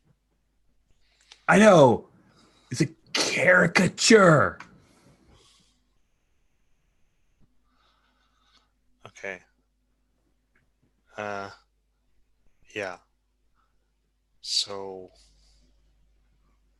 sure. What's your point? It was funny. Uh-huh. Yeah. Okay. Did it make you cry? Did it make you cry a little? No. No, it wasn't anything like me. I have other people that I need to talk to, though. Yeah. Yeah. And I'm sort of like, you probably see Atlas looking past, like it takes a bit of effort to actually look past Sloth, but like around and around and around. And he probably is looking at Feline. Yeah, Feline looks pretty surly. And you see that Feline, she's here, but you notice that Mambo was standing right by her. Yeah. You get the feeling Feline is in deep shit. And he's just gonna make his point like, I'm sorry, Sloth. I'll talk to you in a bit. Okay. And just sort of push him aside. The Sloth lets you put him aside, and then he turns and goes, he's going to get high because he's King Bog. Smoke a bowl. That's drugs. He's going to do some, but it's pot, so it's cool, dudes. Legal in Colorado. Shut up. No, I'm not going to be quiet, Battlecry. It's fun. At least Cool. Battlecry can be louder than him, so there's that. Yeah, Battlecry's like, I will deafen you. Come on, bro, let's go. So yeah, you kind of make your way over to. If you're making your way to Feline, Mambo's going to step in front of her. See her, she's got that voodoo skull. Oh yeah, and I mean, on. if Voodoo steps in front of me, there's definitely a what? What did you need, Atlas? I would like to talk to. Well, what's your name, girl? Sophia. I would like to talk to Sophia. Mambo says, okay, let's talk to Sophia. Just step out of the way. Me and Sophia and none of you. I'm sorry that's not going to happen, Atlas. Mambo. Let's not go over the last time we met. Then Mambo turns, and there are a few members of the press corps have kind of slid around because this looks like it might be juicy. And she says, are you threatening to hurt me physically, Atlas, at my movie premiere? No. But I just want you to remember the last time we met. Oh, I'll never forget.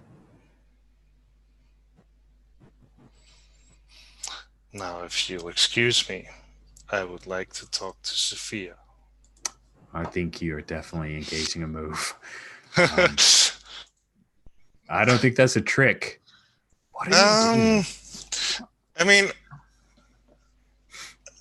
I think Are you being a monster? It's either being a monster or towering presence. Let's see which one is more appropriate.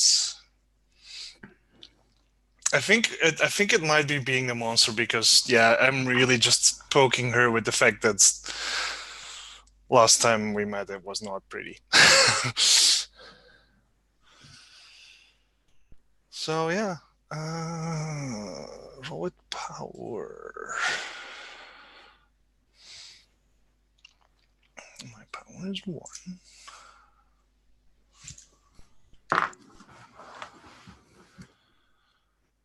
That's a 10. Nice.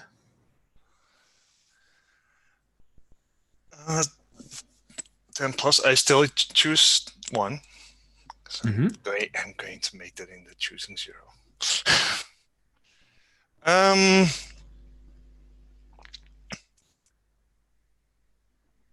I think like the threats definitely comes through for like all the reporters as well. Like, oh, there's some history there. It's like whatever he did, it wasn't pretty. So I frightened others that I had not intended to scare. Like, nice, cool. Demon Deacon, you see this confrontation between Atlas and Mambo. Mambo being the voodoo Hungan or priestess. We've shared nods occasionally. Yep. Maybe notes. Maybe notes. I think I'm going to, this has to be capturing most of the attention. So I will have kind of slid a little around the edge of this, but trying to get kind of on a parallel behind them line to look at Feline and just kind of raise my eyebrows and give a kind of like, you want to come over here sort of look. I mean, she happy with being there in the trouble, or would she rather walk over here and force them to hold her back in front of all the press? Cool. So while Atlas is trying to get a conversation with Feline, you're offering kind of the same thing if she sneaks away. Well, maybe not even sneak away. Hear all this talk's going on. If she'll just walk over to us, then, they're going to have to choose to either physically restrain her or something else. It's just the sort of thing that could be a big stink for them. And, in the offer is, come over here and we're good guys. We'll take care of you. You can see what Atlas is doing here for you. Cool. So I think with that in mind, and also because I like having 2 PCs in a scene, I think Feline's going to, and I'm about to sneeze again, so I'll pause for a second. I don't know what's going on in this place. Sorry. Hey, it wasn't just you. I was sneezing before as well. Oh, wow. That was weird. It must be something in Minneapolis and Belgium that both have allergens. Just between Minneapolis and Belgium. She'll kind of step around Mambo to get between Atlas and Demon Deacon and say, yeah, I want to go with you guys. I'll see you later, Mambo. I'll sort of smile and, of course, just very genially again offer my arm and sort of just under stroll the shadow, turn my back to this.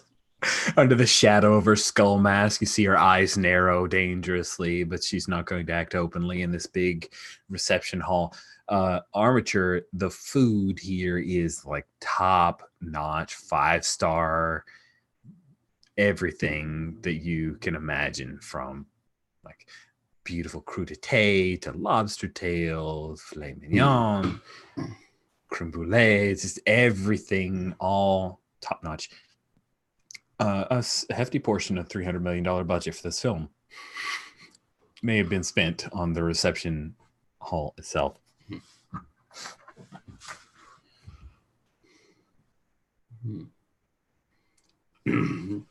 I think I'm like, I think I've been, maybe I've moved to get some comfort food after being like thwarted with, words and stuff by, what the hell is he called? The leader of the Transcendent Crusaders? Zion, thank you. But then I'm like watching the events unfold with Catgirl, Feline.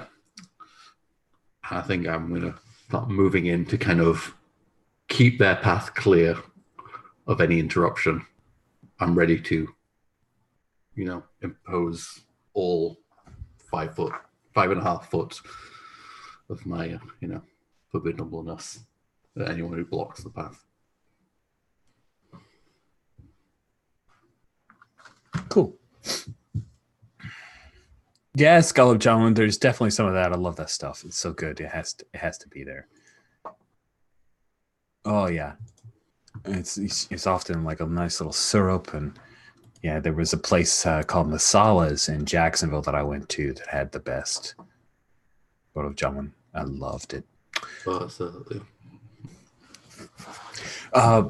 And I think we'll cut to Demon Deacon, Atlas, and Feline in like a slightly secluded hallway, and she looks really upset. She goes, "They're going to kick me off the team, and then they're going to send me back to Rio de Janeiro, and I have a record there.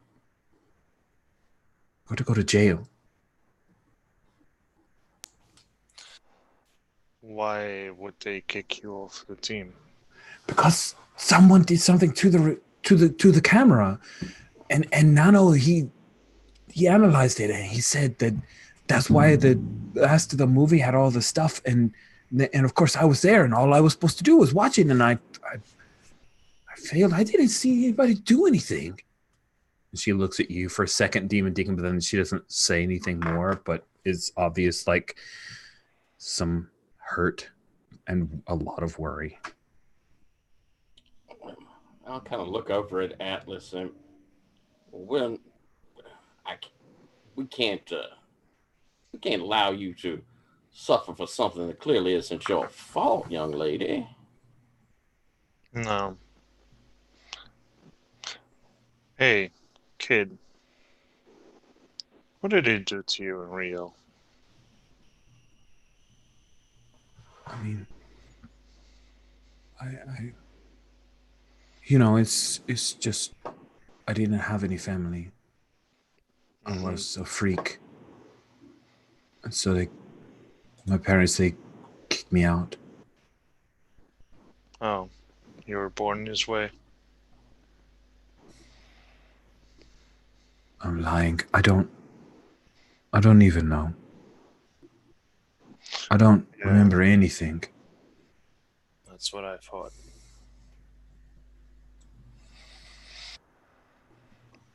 So, what do you think is waiting for you back there?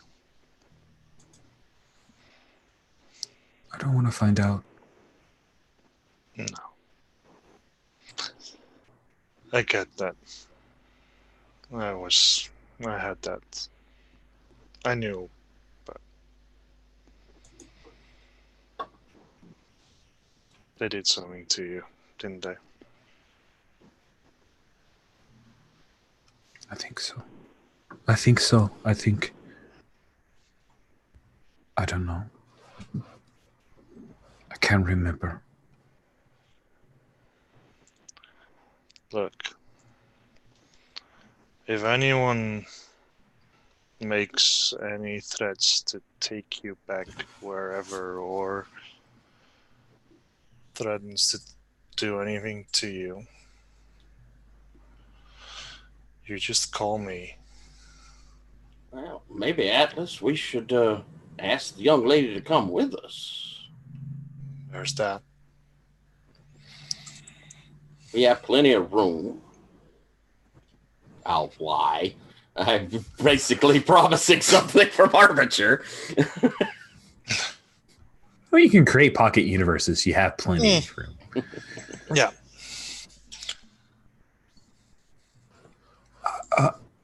I want to come with you. I just want to get away from this.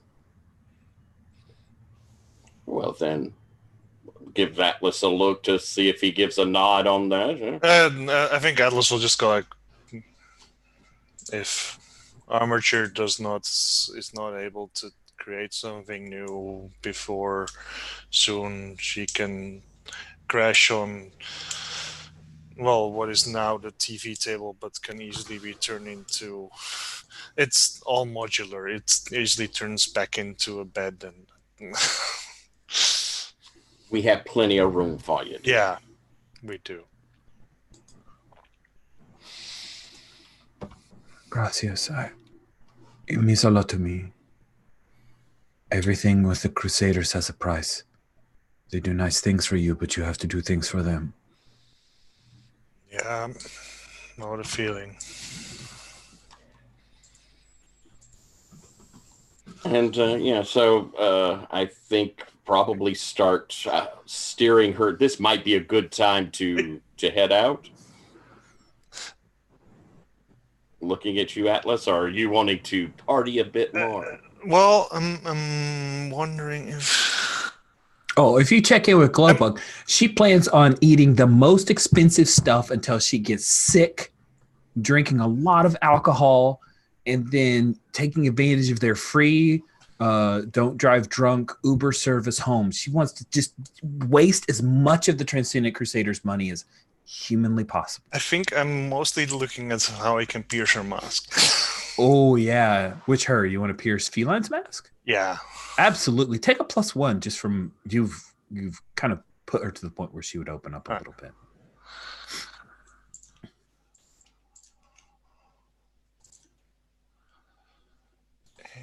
It's 9, and pierce mask is on humanity. Still a 9.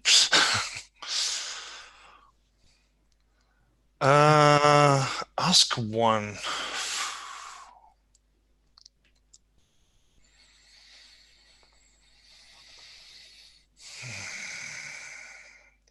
How can I make you a touchstone? Let her live with you, despite Glowbug's objections. Yeah, absolutely. Because I mean, too many similarities. So it's like that's. I'm gonna have to fight Glowbug over this, but yeah. Cool. Cool. So, Armature, you have already received the itemized list of the contracts to work with. I got to name Liz LeBlanc's firm. I feel terrible that I haven't given it a name. I think we should just find a bunch of comic book writers and artists that we love, and those will be the last names of the partners in the firm, because that's just fun. That is fun. I always like... I assign you to this, Jen. You will come up with the firm's name. I like Goodman and True, but you know what? Kirby, Goodman and True. There we go. Kirby, Goodman and True. Yeah, they've got a new partner. Hold on. I've got to look it up.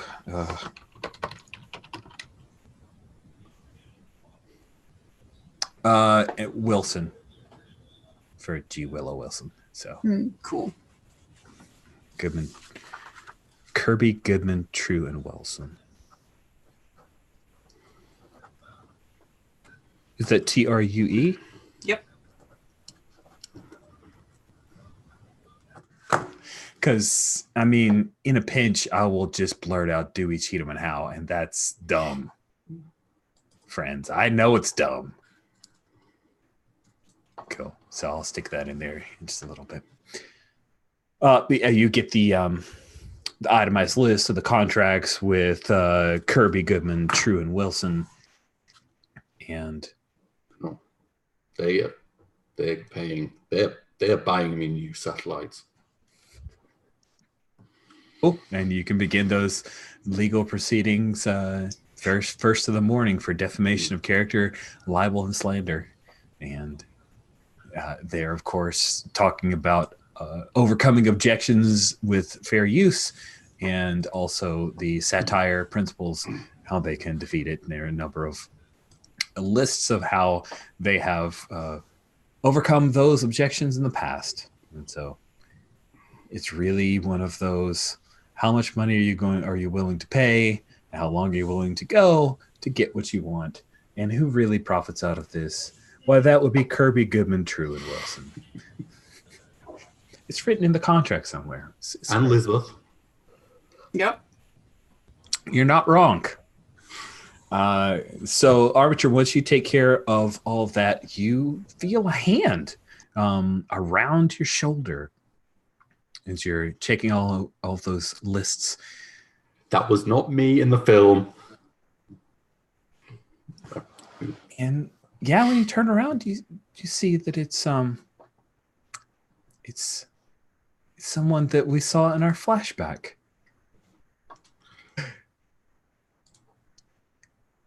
It is. Hold on, Rich is just spaced on his name, but from our flashback game. Crap! I am so dumb. When you said flashback, I had this queued up. I up. was only thinking of the flashback within the flashback. The flashback within a flashback. I was like, who did I kill? Yes. Doc Otaku.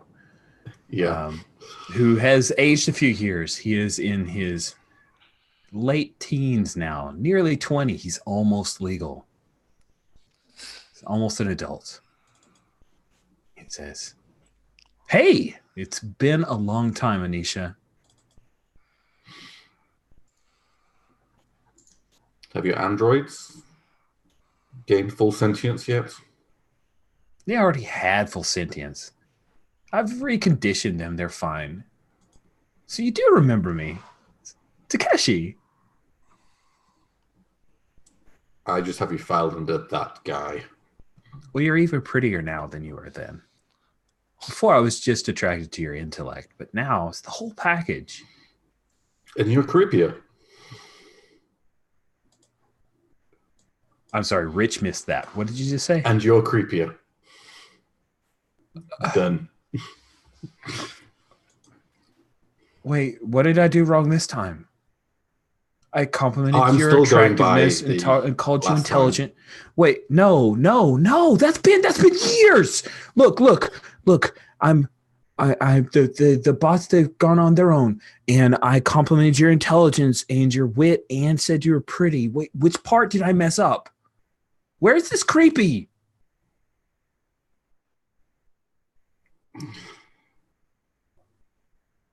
I'm trying to think how many years do we think it's been since the alpha?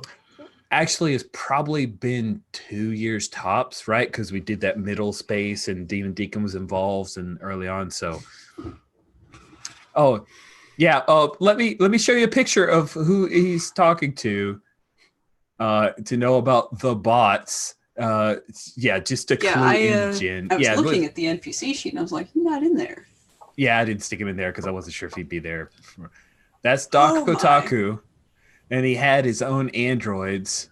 Yeah. I installed a virus to give them a bit more autonomy. Yeah. And they're not here. Designing chairs. Oh, yeah. They're not here. Yeah, he lives in Tokyo. He's a hyper genius. He has mastered something like 26 different languages, has multiple doctorates. He could be a formidable challenger for Armature Industries, but he doesn't have the follow through power that Armature does. So he has these flashes of brilliance and genius, and he'll hyper focus on the wrong thing, like creating fembots. Yeah. But he's just listed out the things that he said because he thought they were going to win your heart, mind, and you called them creepy again. If you need a save. Is that whispered in passing? I mean, that's an out of character offer. Uh-oh. So Solo Takeshi, aka Doc Otaku, is demanding to know what he did that was creepy and how to fix it. What do you do? Look, am I supposed to just say, well done, you've corrected your things, now you've won me? What are you expecting from this? Date? No. God, what are you, a lesbian or something? No. Because I've checked the files. You've never been with a guy. I'm just thinking we're a perfect match. That's all I'm saying, okay? God. We are really not. And you're really not helping the creepiness. Fine, whatever. Tried really hard here. Just okay. I thought you'd understand. We're not like them.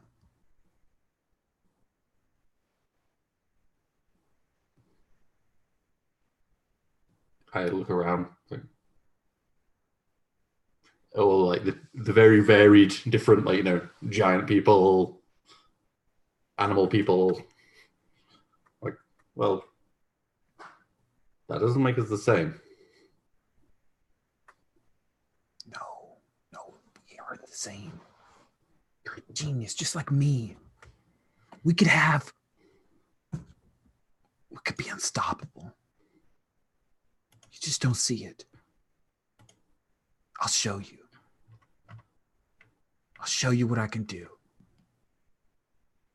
I want to pierce the mask. Nice. Which I am in a thingamajig state on that. So You got a 2 in trust, man. You got a chance here. You're rolling with humanity. You have a 1. You're rolling +3 on this. Holy cats. You're actually good at this? Wow. No, I'm not. That is a 3 you've rolled +3. Makes it a 6. Does anyone want to step in and try to help poor Arbiter? I am willing to take that help, sir. Yeah, I think I'll step in and see what I can do about this.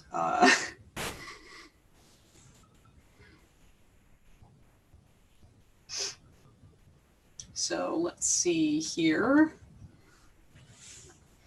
Helping out has changed. Ooh. So How when does you it help work someone now, out, you Jen? describe how you're doing it and roll with team. On a 10+, they get +2 to their roll. On a 7-9, they get a +1. Have you looked at the burned over help and interfere rules? Because I'll grab the text of that. You should take a look. It's really neat. Ooh, yeah. It's really cool. No, I'd definitely be interested in seeing that because I've never seen anything quite like it. It's pretty cool. Cool. All right. But yeah, so I need to roll with my 1 team. Here we go. And I may or may not end up expending my Oh yeah, your thing with the team. My and touchstone. The touchstone movie. All right. So that is an 8 on the dice for a 9 total. Okay, so the 9 that gets a +1, that pushes you to a 7. What does it look like? I'm just curious. What's the color of how Seraph? By the way, Seraph hasn't met this guy, but I don't know. It's up to you if you've read his files or heard of him. He's a technomancer. He has a mech suit, and fembots. Wait, he has a mech suit now? I thought he just had a floating chair. He has a mech suit now. Wow. I definitely think that that Seraph would have studied on this because Would have she mentioned. tries to stay up on her hero villain community, who's who. That's just always a good Super plan. creeps. The super creeps. So Cool. I'll just slide in smoothly and like settle a hand on his shoulder gently. And just be like, it's much better to try to let experiences unfold. Courting somebody isn't a puzzle that you solve. It's not an equation that you balance out.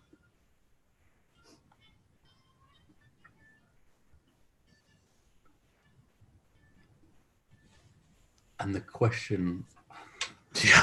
is going to be, what do you intend to do? Like, what is it? That statement seemed like a bit supervillainy that he made. It did. And It did. His intention is, and maybe you picked this up because it could be a thing the past armature might have tried. He's going to watch you like a hawk, remotely. And the next time you run into any kind of trouble, he's going to try to solve it for you.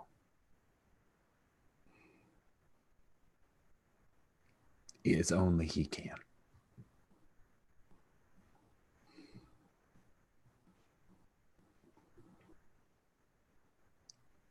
It is an equation, Seraph. It's I just need to know how to work it. I'll go. I'll get out of your face. It's fine. But you'll figure it out because you're smart. He'll turn to walk off in a huff. okay, thanks for that. Yeah, no. Wow. I could hear him halfway across the room without trying. Yeah, That's what he's like in person? that was a gear shift down from the last time. So he needs to cool off for a couple more years, is what I'm hearing. Yeah, I'm sure. Well, either he's going to become a functioning human being or Yeah. buy a suit that's purple. Yeah. Ooh. Was that a Purple Man reference? I'm super creeped out. That was a villains usually wear purple reference, actually. Okay. Lex Luthor. The Magneto. Yeah, Joker's got a Yeah. purple suit. Yeah. You know. Wow. I had never It's picked a- up on this. Oh, it's Like a- you literally it's a just thing. blew my mind. My brain just leveled up a little bit. Thank you. Yep. Oh, yep. The Riddler suit's purple with the green arrows. There's more tidbits about purple in comics, but we won't Yeah, get to that. right I'll be giggling giggling, googling, ha ha ha ha, Google. Well, but yeah, wow. I know. Well, yeah, no criticism on you. That was some necessary deflection. Well handled.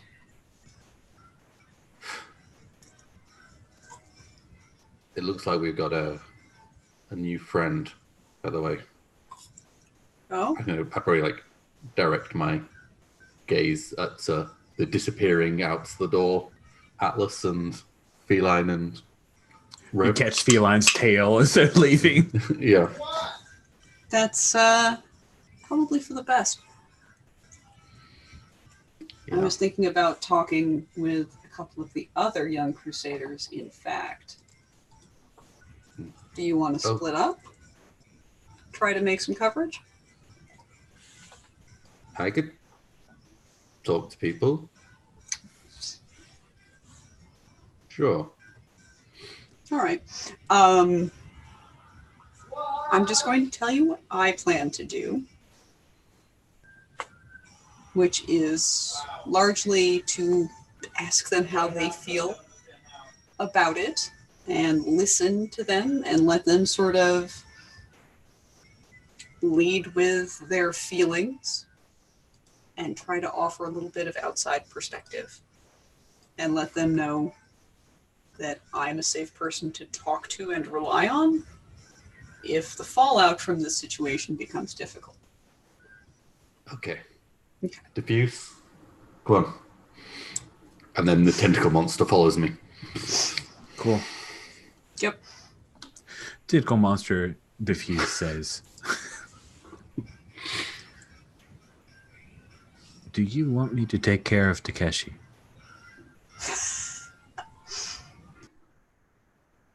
He is a threat. Keep monitoring him. I want GPS tracking on him. If he's in this country, I want to know. Understood.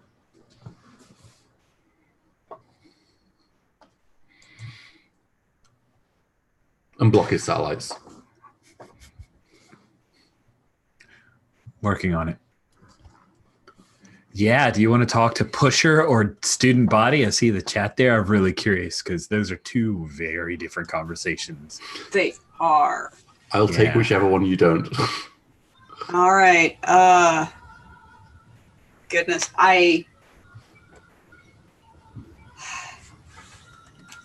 Here we go. Oh, the Daisy. flip of the tail. Awesome. Just always having it here on my desk is so useful. Daisy's perfect for Seraph because Seraph's the one who made the like really positive first impression with her, and she's just kind of wowed and agog, almost shy around Seraph. Mm-hmm. So if you make your way over, Daisy is actually apart from the rest of the Young Crusaders, the new Young Crusaders. She's been cordoned off by some of the press corps that are doing puff pieces, and they're peppering her with questions, and she's giving the very like upbeat, highlights all of the really good aspects of the Transcendent Crusader, avoids all of the politics. She's almost saccharine, but she sells it so well that it's like, okay, yeah, she was probably coached to give these answers, but it really feels like those are her answers. But she sees you as you come over, maybe she glances and sees your wings, and then eventually she's, I'm sorry, can we pick this up? Can I have just a couple minutes? If you guys don't mind, thank you so much. And then she will extricate herself from the three reporters who were buzzing her with questions. Seraph. Hi. Daisy. Hi. Good evening. Good evening.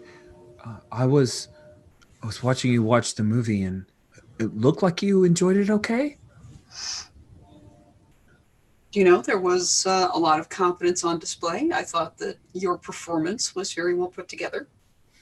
Thank you. Thank you so much. I mean, that was the best of probably like 300 takes. I was really bad at my lines. I was so nervous. The director did such a good job of pulling something out of me that was worthwhile.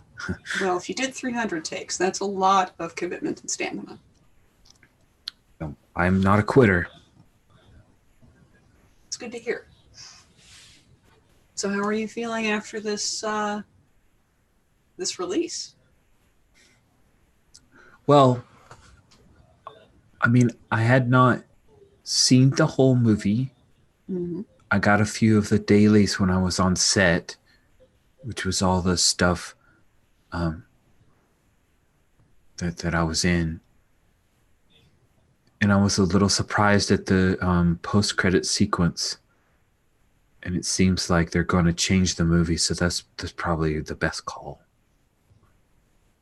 Some of my team are a little upset. They thought that they were going to be more in the movie, and I mean, that's what the Blu-ray release is for, right? They call it. Somebody said something about a Snyder cut. I'm not sure what that means.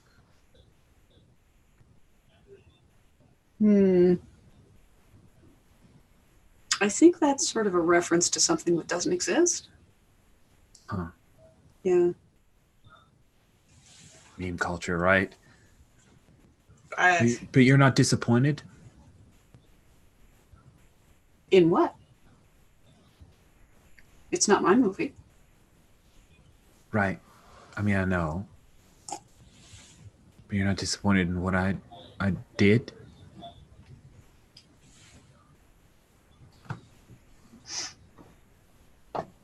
I don't see any reason why I should be.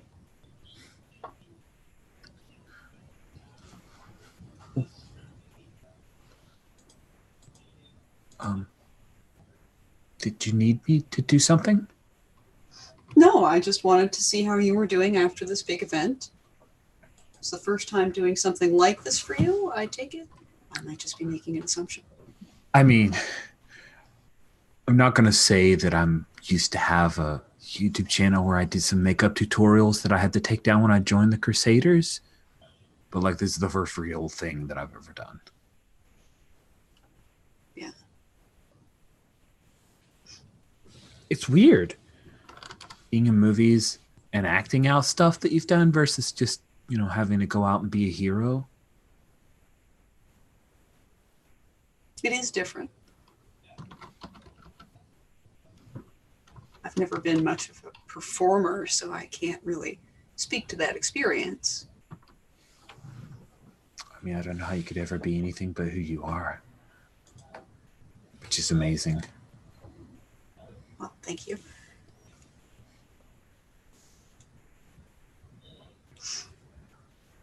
Okay.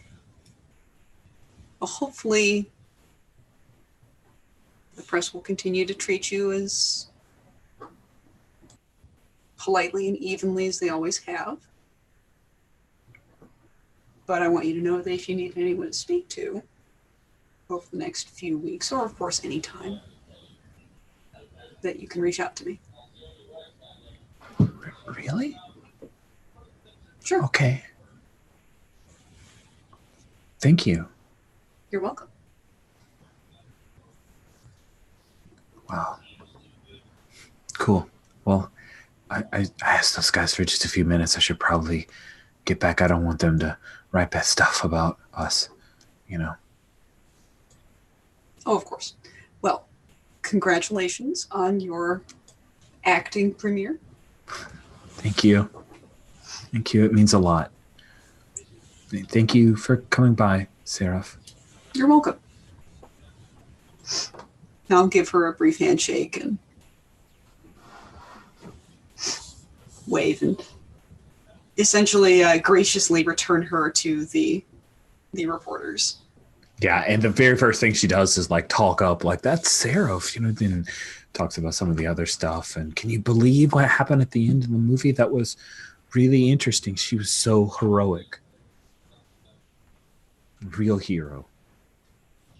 And then the press move on to talk a little bit. So we've heard that there might be a spinoff of like the student body movies. I don't know about that. Wow, this was a thing that I enjoyed, but I don't know if, and it kind of trails off with her playing dubious around the idea of her own movie. And we will go to Armature approaching Pusher. So Pusher, I think Pusher and Kid Alchemy are hanging out near the Punch Bowl kind of reception line, chatting with a few Crusader fans.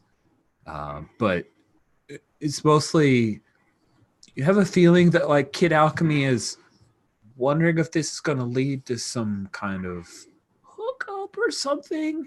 And Pusher's just there. Their pink hair that she.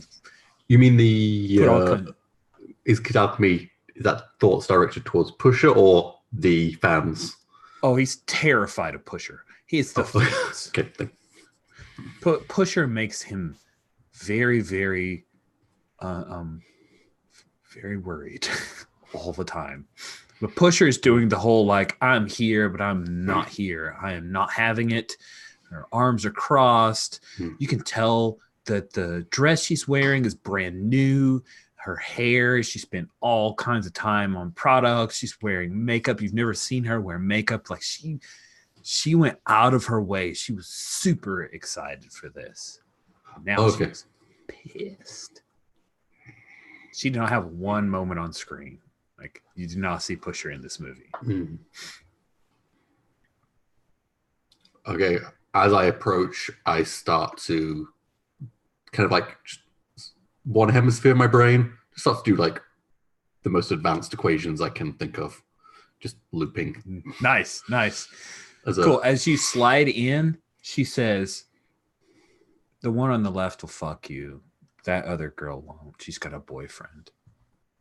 And Blaine looks at her like, we're just talking.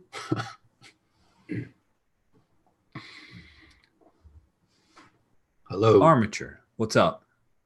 Hi. So, how are you feeling about the stuff that happened? Well, they didn't make me look like a stupid nerd. So I guess I'm suing them, totally. Good.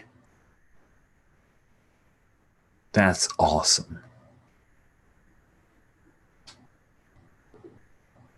So I'm guessing they're not your biggest fan as well. Well, yeah.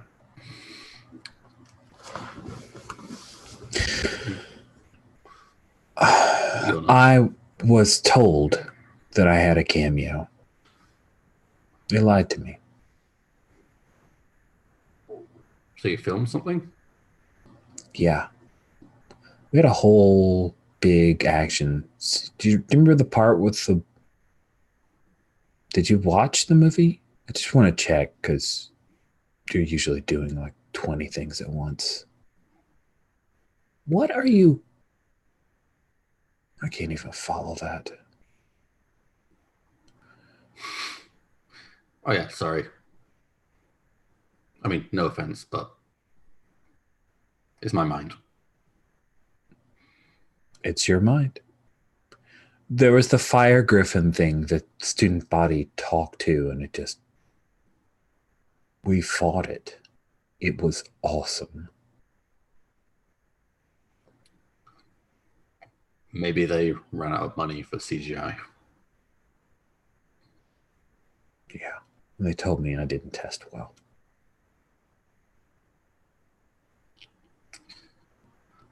I get told stuff like that all the time.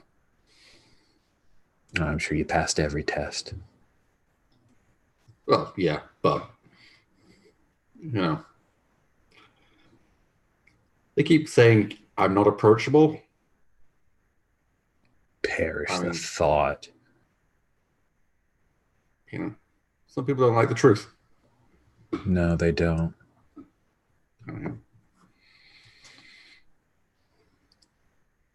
So, okay. I bring up a little holographic display of the notes I took. She leans in to take a look. It's basically a little itemized list of the things that Seraph told me. I'm like, well, here, I just turn it to face her. I mean, you could just answer it.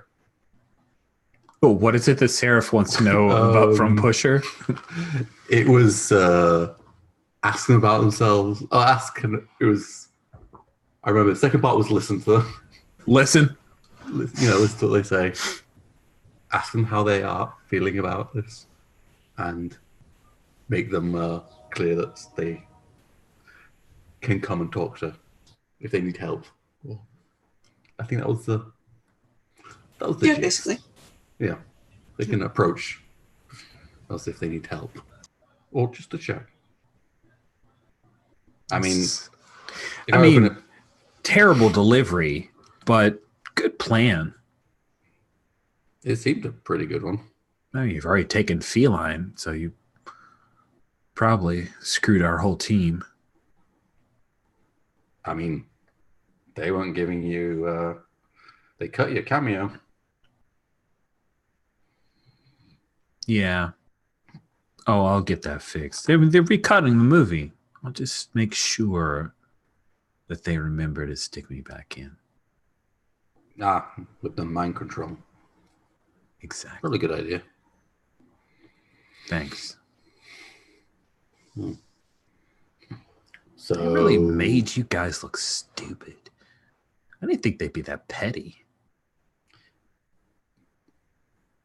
I mean, I wasn't expecting to do that, but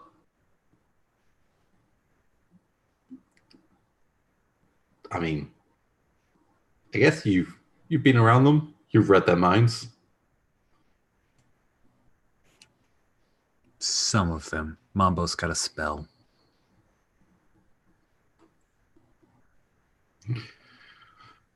Yeah. So any notes on what they're thinking? Yeah, I've got a book of them. Oh. What do you trade for it?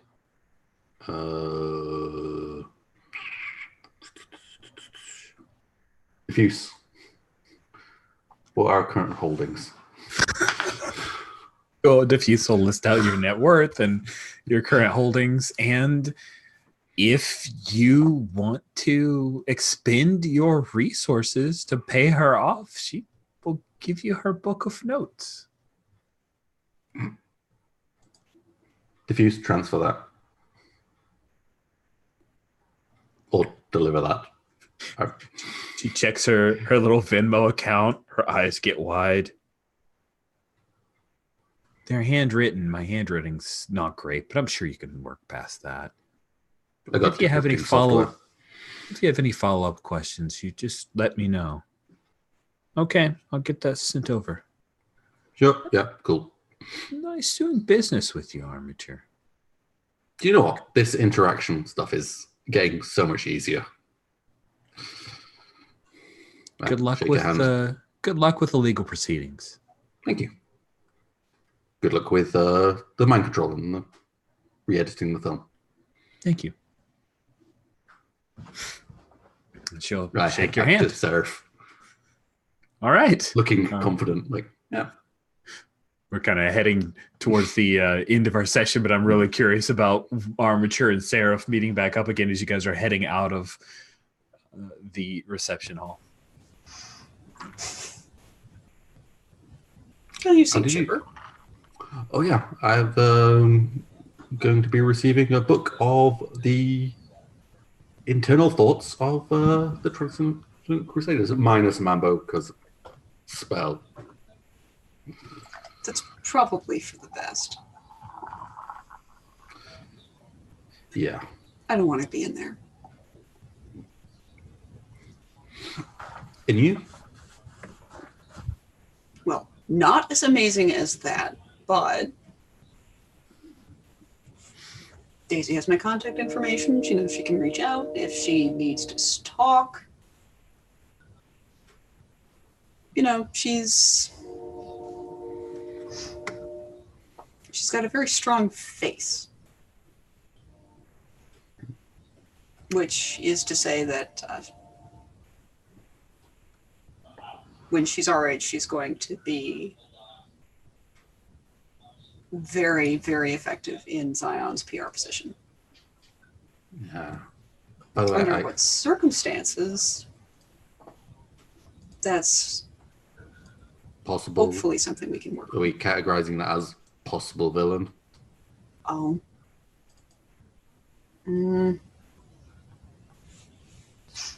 When it comes to categorizing, I would say that perhaps Daisy's going to be another avian, but Avian's okay. Yeah. I followed your list. Good. Did it help? Yeah. I mean, I streamlined it. I just showed the list. Went pretty quick.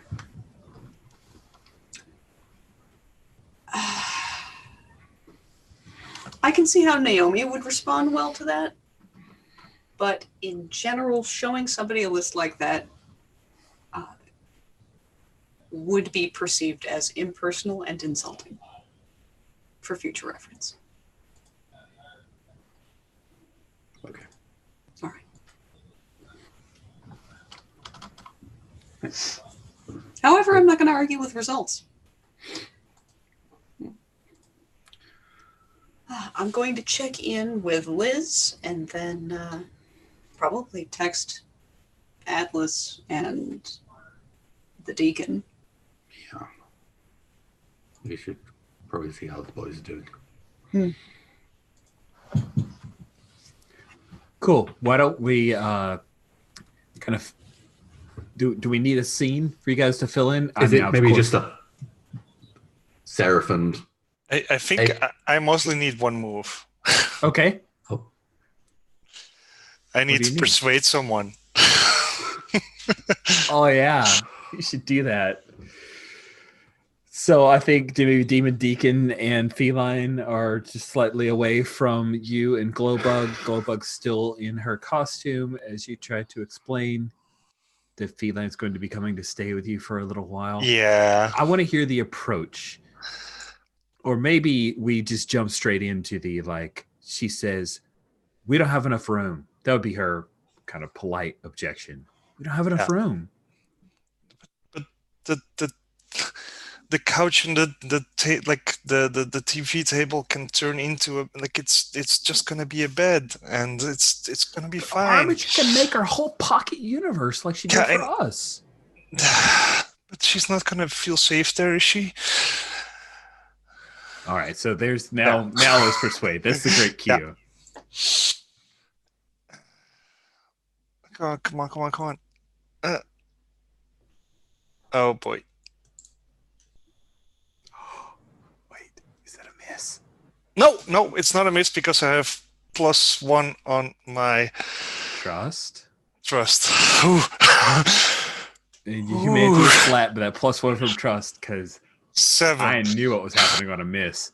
Yeah, I know, but that I was super scared that would happen, but I was super scared for a miss.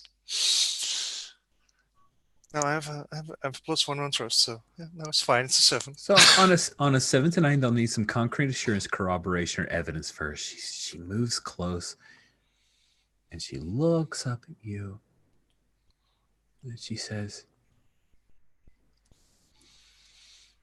"So when do I get an engagement ring?"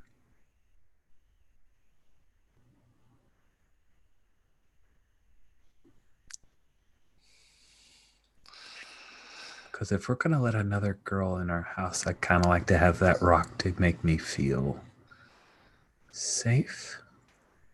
I'm just going to roll, like, because I'm going to make a roll.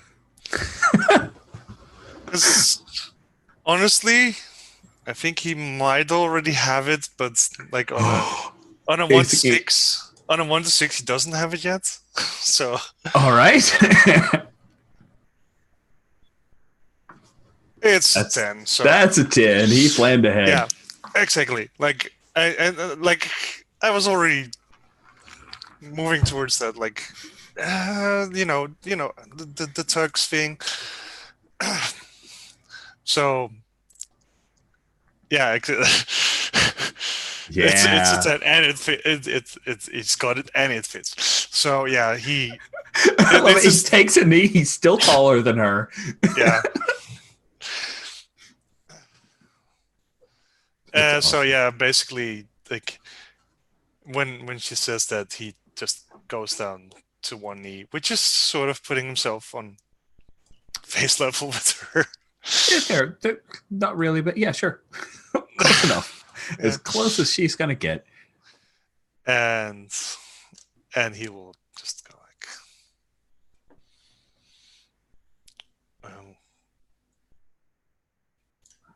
"Will you marry me?"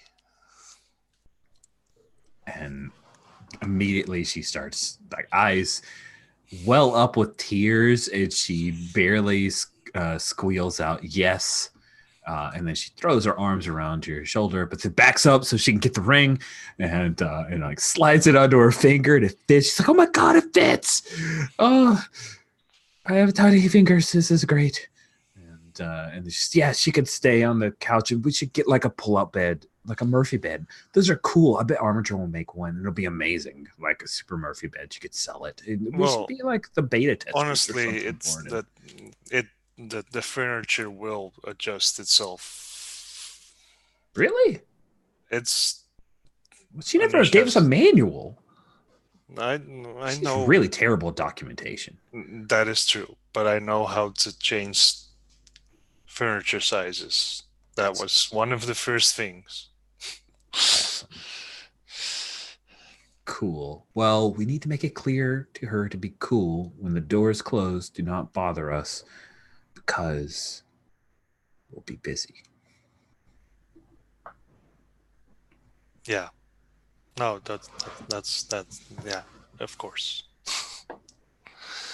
We don't need any teens looking in on that.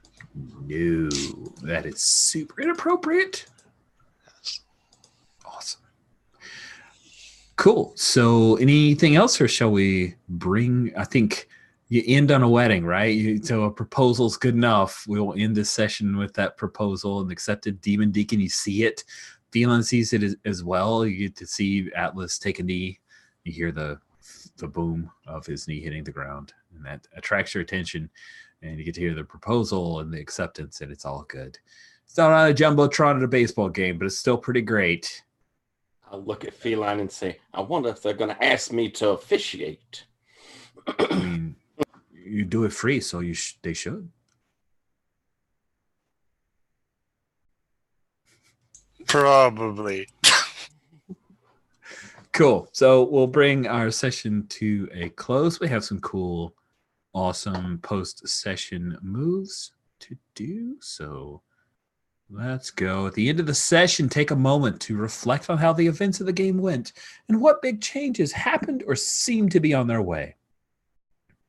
Choose a teammate and ask them one of these questions. How did my actions this session affect the community? How did I affect the team this session? How did I affect you this session? You ask one of those questions. After they've answered, they shift one of your tracks by one. And then we'll do some end of session touchstone questions. But let's do the team thing first. With Jen having stepped away, does anyone have a question they want to ask of not Jen's character? Meaning, does anyone have a question that they were going to ask of someone of Atlas, Demon Deacon, or Armature? I think I was going to ask Jen my question. So. All right, so we'll skip you. I think I'm asking Atlas. Okay, well, go ahead, Demon Deacon. You get to go first. Ask your question. All right. How do you think I affected the team?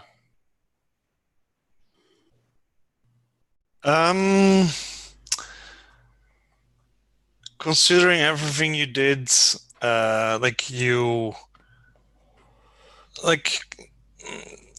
mean, at least for Atlas, the bringing in what's her face?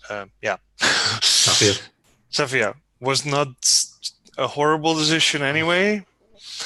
That's a great idea.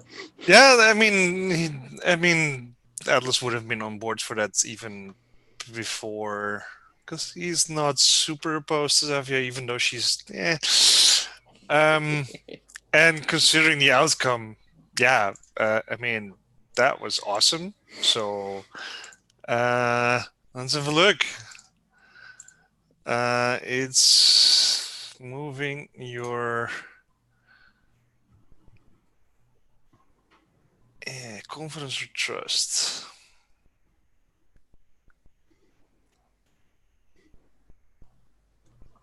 Yeah, trust up by 1. Alrighty. Thank you, sir. Cool. So, Armature, you have a question you were going to ask of Seraph. Atlas, who were you going to ask your question of?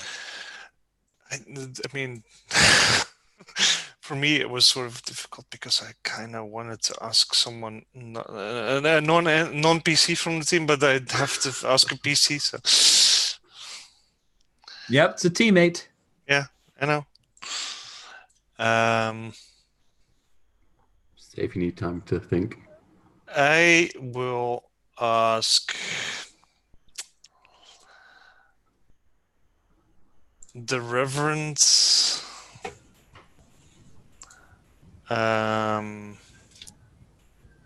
how I affected him this session.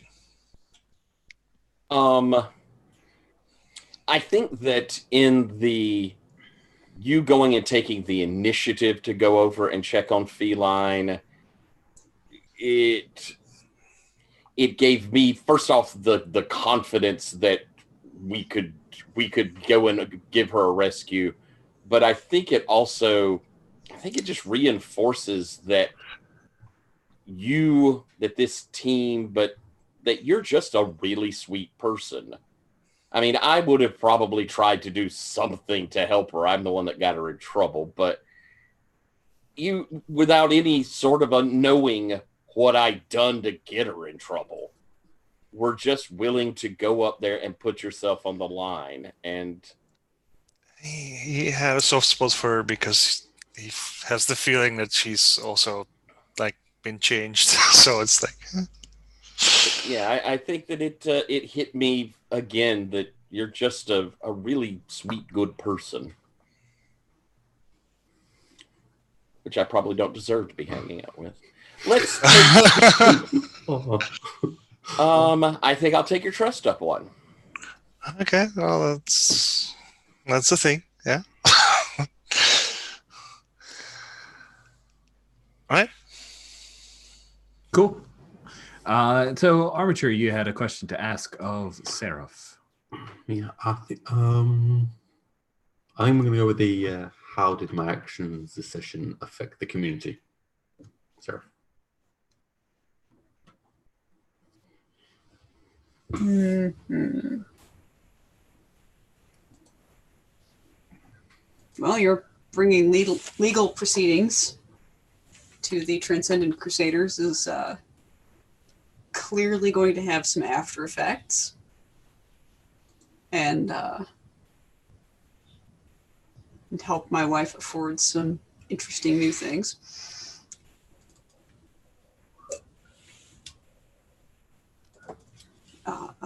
Let's see, what else is... Yeah, no, you're shaking the tree of the Transcendent Crusaders, and it's going to be very interesting to see what shakes out. And who knows, this could have some potential to shift the balance in Halcyon City, honestly.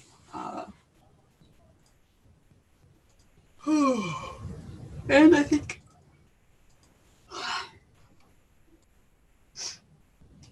I'm going to shift your confidence up one. So go ahead and do that. I'll do that.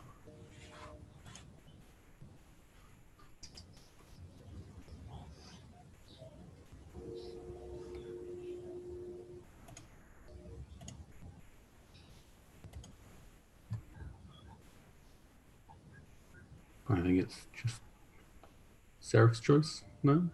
Yeah, I think it is my choice. I think I'm Sorry, I should have queued you up, Jen. Sorry. No worries.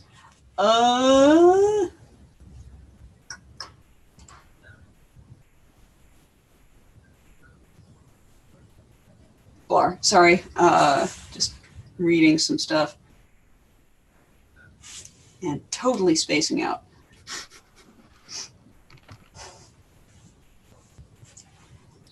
Atlas, how do you think my actions this session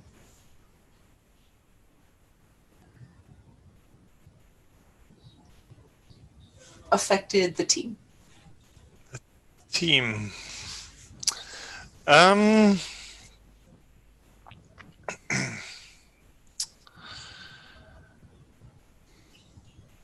think with redirecting legal advice and all the things you've said and done throughout the session, I think you affected the team pretty favorably. But I guess that's like it was a lot of that was behind the scenes and not so much in our faces. So I think it would be a confidence +1. Okay. I actually can't increase my confidence any further. So. Is it not? It looks here like it's at 2. I thought it went up to 3. I actually just recently changed the rules, so the tracks only go from -2 to +2. Okay, I'll need to change the drop downs on those then. That's totally cool. I just need to change the drop downs. Yeah, no, it's I had missed out on that as well. What happens then if it goes up and you can't? Do you get XP? I think you should get XP. I was thinking that as we were talking out some stuff. Let me zoom all the way up to confidence and trust. I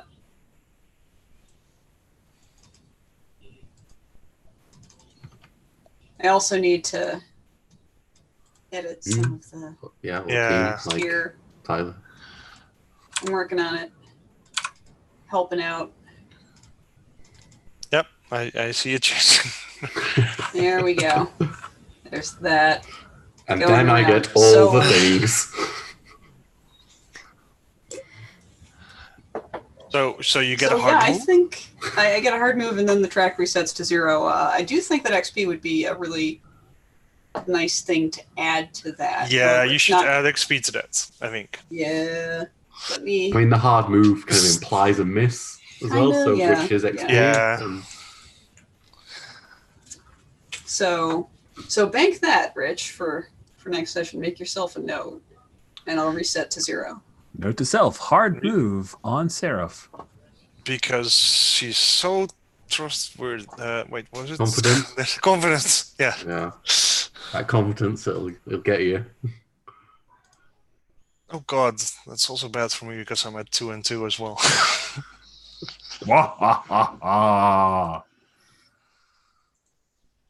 Yeah. Cool. So now you can like weaponize that. The MC Weaponize changes people's- your track. Yep. I'll put That's- it up. Dun, dun, That's dun. there. That is a benefit of narrowing the tracks that I hadn't thought of. That makes that a little easier. It also means that tracks aren't blatantly more important than your stats. Yeah, because a +3 can be big. Overpowering.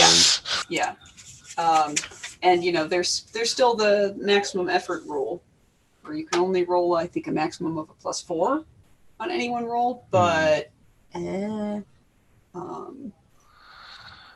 yep, -3 and +4 are your greatest modifiers you can roll with. But still, I like to keep that a little tighter under control. Feels good. All right, I will mark that XP and reset my confidence. Isn't there another move thing? Or is that gone? There's another one. There's still the I just in the downtime moves. There's still end of session touchstones. Yeah, that was what I was thinking of. Yep, and that's what we've gotten to now, right? We need to Everybody do did- 2 rounds of this. Yeah. Yep. At the end of the session, ask yourself the following questions. If you answer any of them with a yes, gain 1 XP. If you answer all of them with a yes, gain 2 XP. I will start with, I think Demon Deacon went first, so we'll go with Demon Deacon. Did you improve things for yourself? I think so. I got a new ally who owes me a favor. I think the team, it was all around a good one for me, I think. Did you improve things for your touchstones? I think so. At the very least, I indulged my touchstone of getting into trouble there. Cool. Straying from the path. I was definitely being a little sneaky. Did you improve things for the city? I can only think the truth coming out is good for the city. I think that in a very real way, it's important for them to have faith in their heroes because they're horribly dangerous. Indeed. I think That gets you 2 Atlas, XP. Yeah, 2 XP. So Atlas, you're next. Did you improve things for yourself? I think so. Yeah, I you're mean- getting married. Yeah, exactly. I like some of these. This is why I wanted to roll that last roll, because it's like the first 2 were sort of dependent on that last roll, and it ended out well. So yeah, I think so. Yeah. Did you improve things for your touchstones? Yep. I mean, considering that I'm letting Feline stay over, that means that she's touchstone, and I'm improving her situation by letting her stay over at my place. Mm-hmm. And then did you improve things for the city? I think so. Just by general, like not a lot, but It doesn't say a lot, so you're good. no, exactly. Like just by not having weird reactions to this movie, I think, yeah. Cool. Then that is 2 XP for you. Awesome. That means I roll over. R Mature. I just realized that your name is R Mature. Like grown up.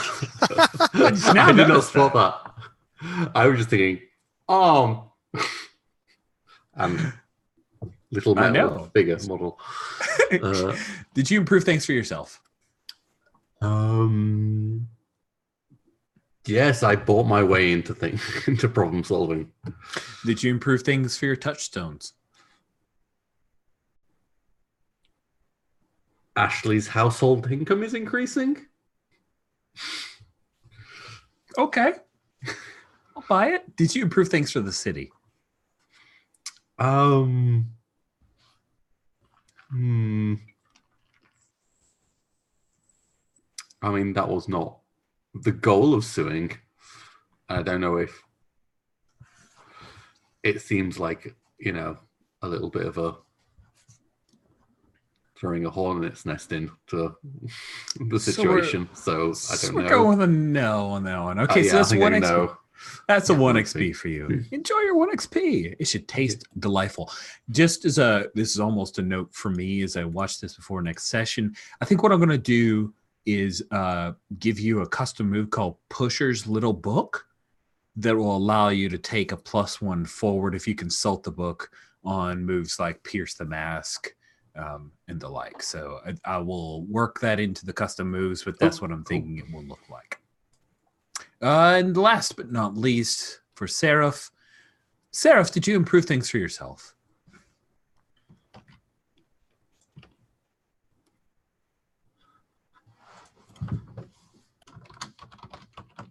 I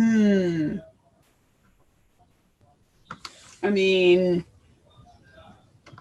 I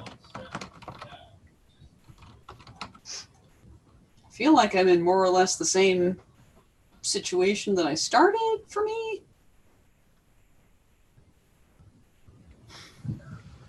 Like, in this session, what do you imagine you could have done that you didn't do to improve things for yourself? Because this is almost a note from me as a GM to how I make sure that people have that opportunity.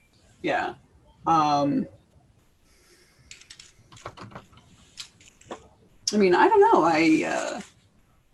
I performed my wifely duties, and that was good. And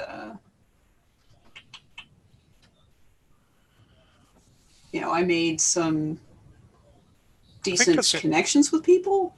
I think that's improvement. So Yeah. I think you improved things for yourself. Yeah. Okay.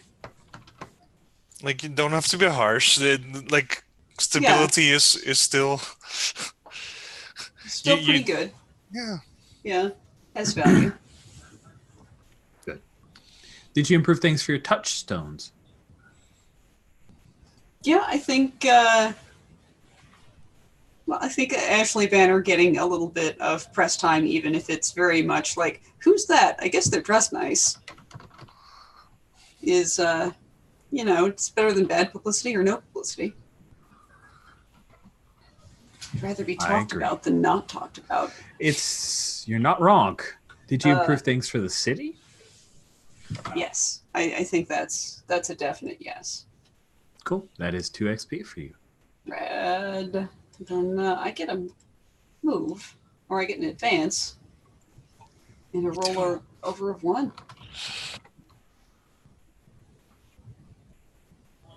Congratulations.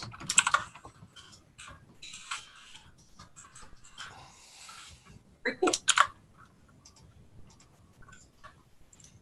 Cool. So then let's go through and talk a little bit about stars and wishes, especially any stars and wishes that are oriented around the touchstones and end of session stuff, because that's new, and this will be the first time that Jen gets to hear about it. So who would like to go first for stars and wishes? Easy star. I think Atlas, I would MVP for the session. What? Why? Just the scenes. All the scenes. Yeah. Some was like pretty big great. bits, some little bits, some just really nice interactions. I don't get it, but sure. Take the praise and shut up. Correct. I'm just gonna dovetail in and say Atlas and the feline connection and him going out of his way. I didn't expect it, honestly. I'm very happy with it because you guys don't know how bad feline was about to get in trouble. But yeah, that was really awesome. So I'm with Alex on this one. Mm-hmm. Go ahead, Alex. What else did you have? Was it 2 stars and a wish or what? 2 stars and a wish. 2 stars and a wish.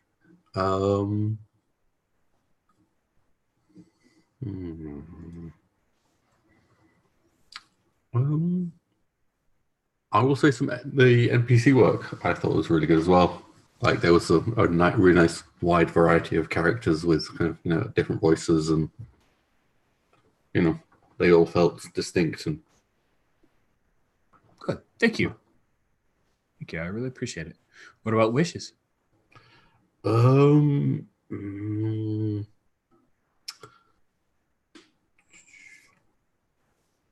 I think a little bit more. I'm wanting some little bit more interaction with the rest of the team. I felt partly for my own fault didn't have as much of that this session. Got little bits, but I enjoyed those. But I get you. Yeah, we can address that. That sounds good. Thank you very much, Alex. Tyler, you want to go next? Sure. Star, first off, I want to give a star to you, Alex. I thought that a lot of what you did was phenomenal. I liked the outrage when all the rest of us were trying to be, sort of polite. You went ahead with the outrage and it worked perfectly. I liked your interaction with the press and your interaction, again, when you go up against Doctor there, the little creepy, I think, I like those interactions. Your very snippy sort of responses to him are just perfect. That's was this supposed to impress me? Was just a great line. Just lovely sort of way of handling him. I thought that was really good. I liked your whole play this time around. And for touchstones, I like how the touchstones are working. So star for kind of how they are. They seem to be doing some stuff that I wasn't seeing in the ties. I think we're kind of addressing them. They're more in play. They feel more like they're a part of play. And I think that was really cool. For wishes, I kind of I want to see how this is going to hack down these baddies. Goody baddies, how they're going to have to deal with this sponsor that is not good. I want to see how that comes out. So that's a wish there. And then to kind of cheat and give a little bit extra wish. I'm kind of trying to build up a whole bunch of folks to be able to handle the darkness, the nothingness problem. And so I want to see that chance to keep picking off people, bringing more people into the fold, which it was nice to get to tonight. Yeah, I've really enjoyed you. Like, I'm not going to tell you that the favor is to fight the abyss, Safia, but yeah, hey, you owe me something. No questions asked. That was and we got cool. Sword Girl too last time. So, you've done a good job of giving me villains that aren't like horrible mass murderers to be willing to deal with. Yep. I'm glad. I have mass murder villains are really boring. I like the complicated ones where you're like, I either see where they're coming from or I pity them just a little bit. Those are the best. Cool. Thank you very much, Tyler. Jan, what about you? 2 stars and a wish. I can't hear you. Hi. My first one will definitely go to Tyler for the scenes that he did, for the sneaking up, and just the ingenuity of like putting The projections. projections of himself and Seraph, and just the scenes that followed afterwards. Those were awesome. I also just a big ass star for the whole. Like I was mentioning this in the chat, but it for me felt so much like a Avatar: The Last Airbender, that episode where they have that. It's one of the last episodes before the season. Well, the finale of the entire show. Like, but the finale is like 4 episodes, so it's like towards the end, and where they have that thing where it's like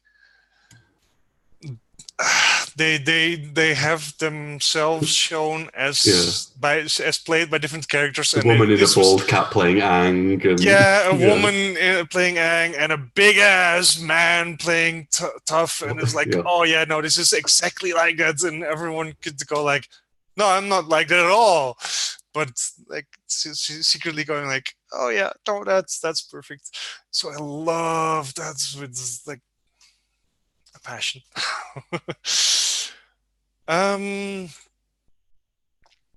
As for what is the wishes? Wishes.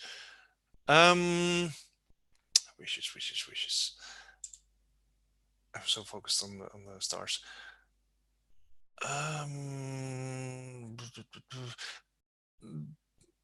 I think, even though I loved how the first half was set up with the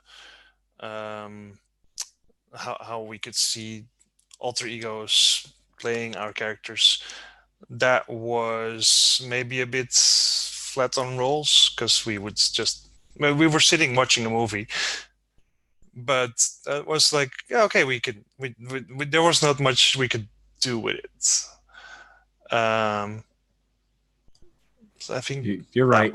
You're dead on there. That was definitely a concern I had. I was like, how much time do I give to this movie where I'm making them sit down and react to it? Like, it was both, like, I had a weird moment where it was both awesome, but also like, do we get to interact with it? Because at some point I was going like, is something going to happen behind the screen so I can like a hurricane through the screen, or... but no, it was. I still enjoyed it a lot. It was just like bit quiet for the roles. Yep, I hear. And that was it. I mean, it was awesome session. Good, thank you very much, Jan and Jen. Bring us home with 2 stars and a wish. All right. Goodness, yeah, this was a fun little like downtimey sort of session. I liked a lot of the different interactions that played out from the situation. I love the interplay of like low energy Atlas and high energy Glowbug. It's always so cute.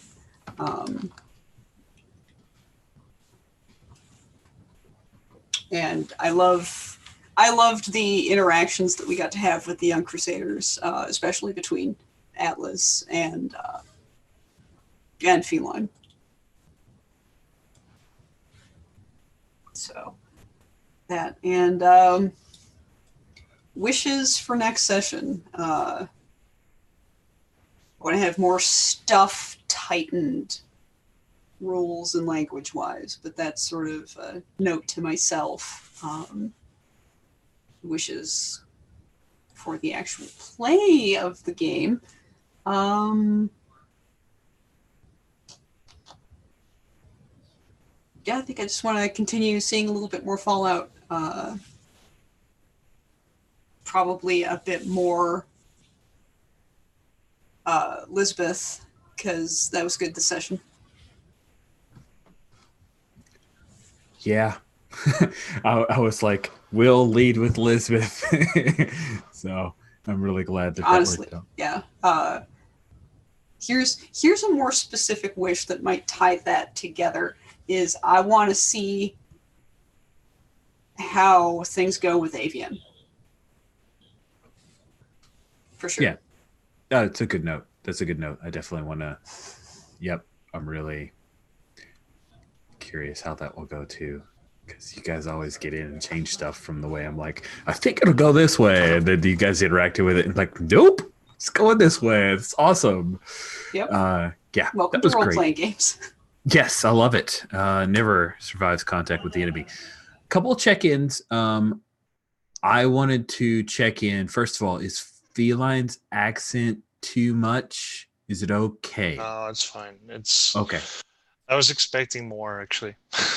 Okay. I mean, I of course could do more, but I've just kind of over time and people telling me that those don't do accents. Like I'm trying to back off of those and do more voices and less accents. But I thought a light bit of a Spanish accent. It was okay. Good. I just wanted to check with you guys. And like I said in the chat, like that was one of the stars that I couldn't quite get to because it was like I only get two. But like in one of the in the first session where we met the young Crusaders, I was already like, oh, I wish I would have gotten some time with her, and now I got that, and I was like, yes. Yeah, you went from like wish you got some time to like she's your roomie. So we'll see how that goes. Quickly, that's awesome. I totally have this mind. I don't know. Note for future, like complaints about like, oh, like hair. There's hair everywhere because that's to be a funny joke. And then the other check-in is, she speaks Portuguese. So I did like a slight Portuguese Spanish accent, like not rich, not Southern. The other check-in, Takeshi was okay. It wasn't too much. Like, because he said some really offensive stuff. I just want to make sure that it didn't. Yeah, no, I mean, he's supposed to be too much. Yeah, that is him. Yeah, it's kind of too much. I just want to make sure we're. Jen, are we good? Jen hasn't seen her yet, but for us, it's just like we're fine. Like I said, that I mean, that's what he's supposed to be. And... Yeah, I think that Takeshi's an interesting reflection of some problems of character that could have been in Armature. So, I mean, he's a slimy sociopath. I mean, he's and he comes across strongly that way. So, if I hadn't grabbed him from the threat report for another game and he was already named Daco Taco, he might have been Captain Reddit. No, that would have been too much. I think. Shots fired. Sorry. Cool. I'm glad. I really want to check in with you guys. Awesome. So I will bring this YouTube session to a close. Thank you all so much. And we're on the precipice. We're heading towards the end. We're in the winter chapter. So cool. Excited. Awesome. Cool. See you.